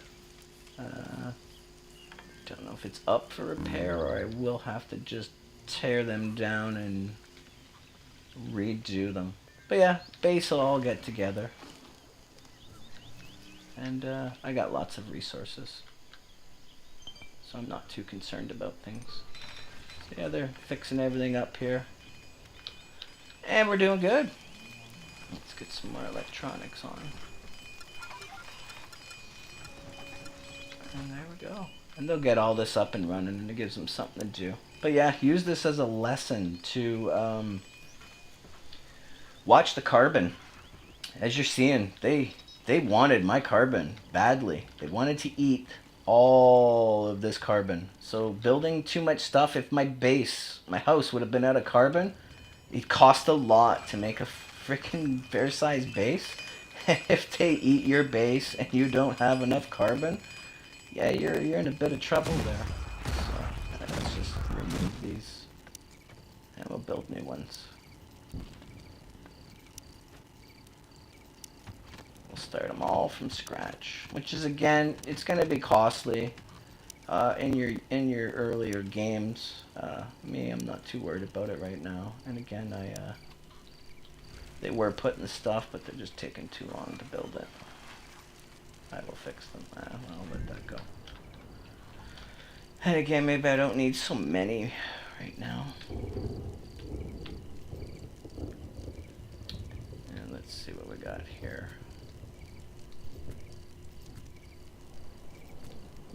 Let's build those. That should be sufficient. Yeah, so yeah, this is this whole stream has mostly been about trying to help you with a few things, and you got to see what would happen if you had your people here, or they're on a fence, or you've got turrets going in your back end here. Yeah, the Neris. I might do a one with pacifists and mix of pacifists and some vegans and stuff, and so find a play style for that, and maybe run a stream on it to see just how nightmare these people can be, and put some of the wrong ones, and yeah, Chris, that was a perfect example. You've seen me attacked by many things. They only went to this corner because I was stupid, and I left my turrets on because I've been doing other things, trying to show you around and stuff, and yeah, this is why. You want them to come at you. They don't have any interest in your fences. The only reason why they do is because something is doing something to them. So if you say I run over here with my people and they spawned over here and I start shooting at them, you know where they're coming, right? They're coming here, and then my turrets are going to hit them, and then it's not going to be enough. Not in the amounts that they come in. When they start coming in hundreds, your turrets aren't, and your guns aren't going to be sufficient. You need some other help. And this is why the your kill lane, kill zone, whatever you want. Yeah, that's what you're wanting. So yeah, don't aggravate them when the back end's here. I've said before, these turrets, their whole main goal was to pests. Or if again something does occur like that, and it goes a little weird and a little squirrely, and it has been known to happen, you've got some defenses, so you do want them. And I also, as you've seen, I turned them on for the flying insects as well. But really, did you see me sweat this? I mean, they're prepared. I didn't lose more in here. I still got tons of power. You took out all my turbines. I still have tons of power. Everything was good, and then I've got the resources to repair things. So this is why I wasn't too concerned about stuff. I mean, if you don't, well then I guess you're gonna be in a bit of trouble there. Yeah. So I mean, hey, look at that. We're back up and running. Everything's good. Other than the mess on the ground, I mean, everything looks good.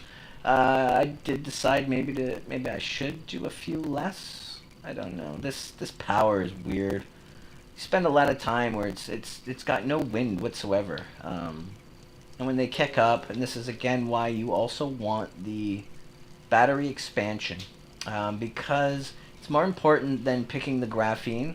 Because when your turbines do start running at full speed and you got double the battery storage, that'll be way more than you'll need before your solar panels start to work in the morning. So yeah, Actually, I don't even think we lost any crops, which is good because they weren't really full.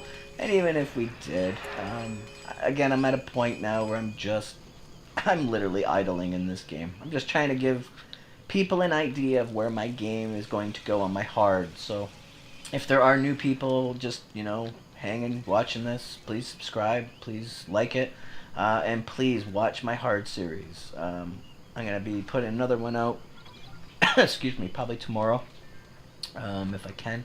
I have some already made. I just have to put them together, and then I have to get them up on YouTube. And the time it takes me to do that is not so bad.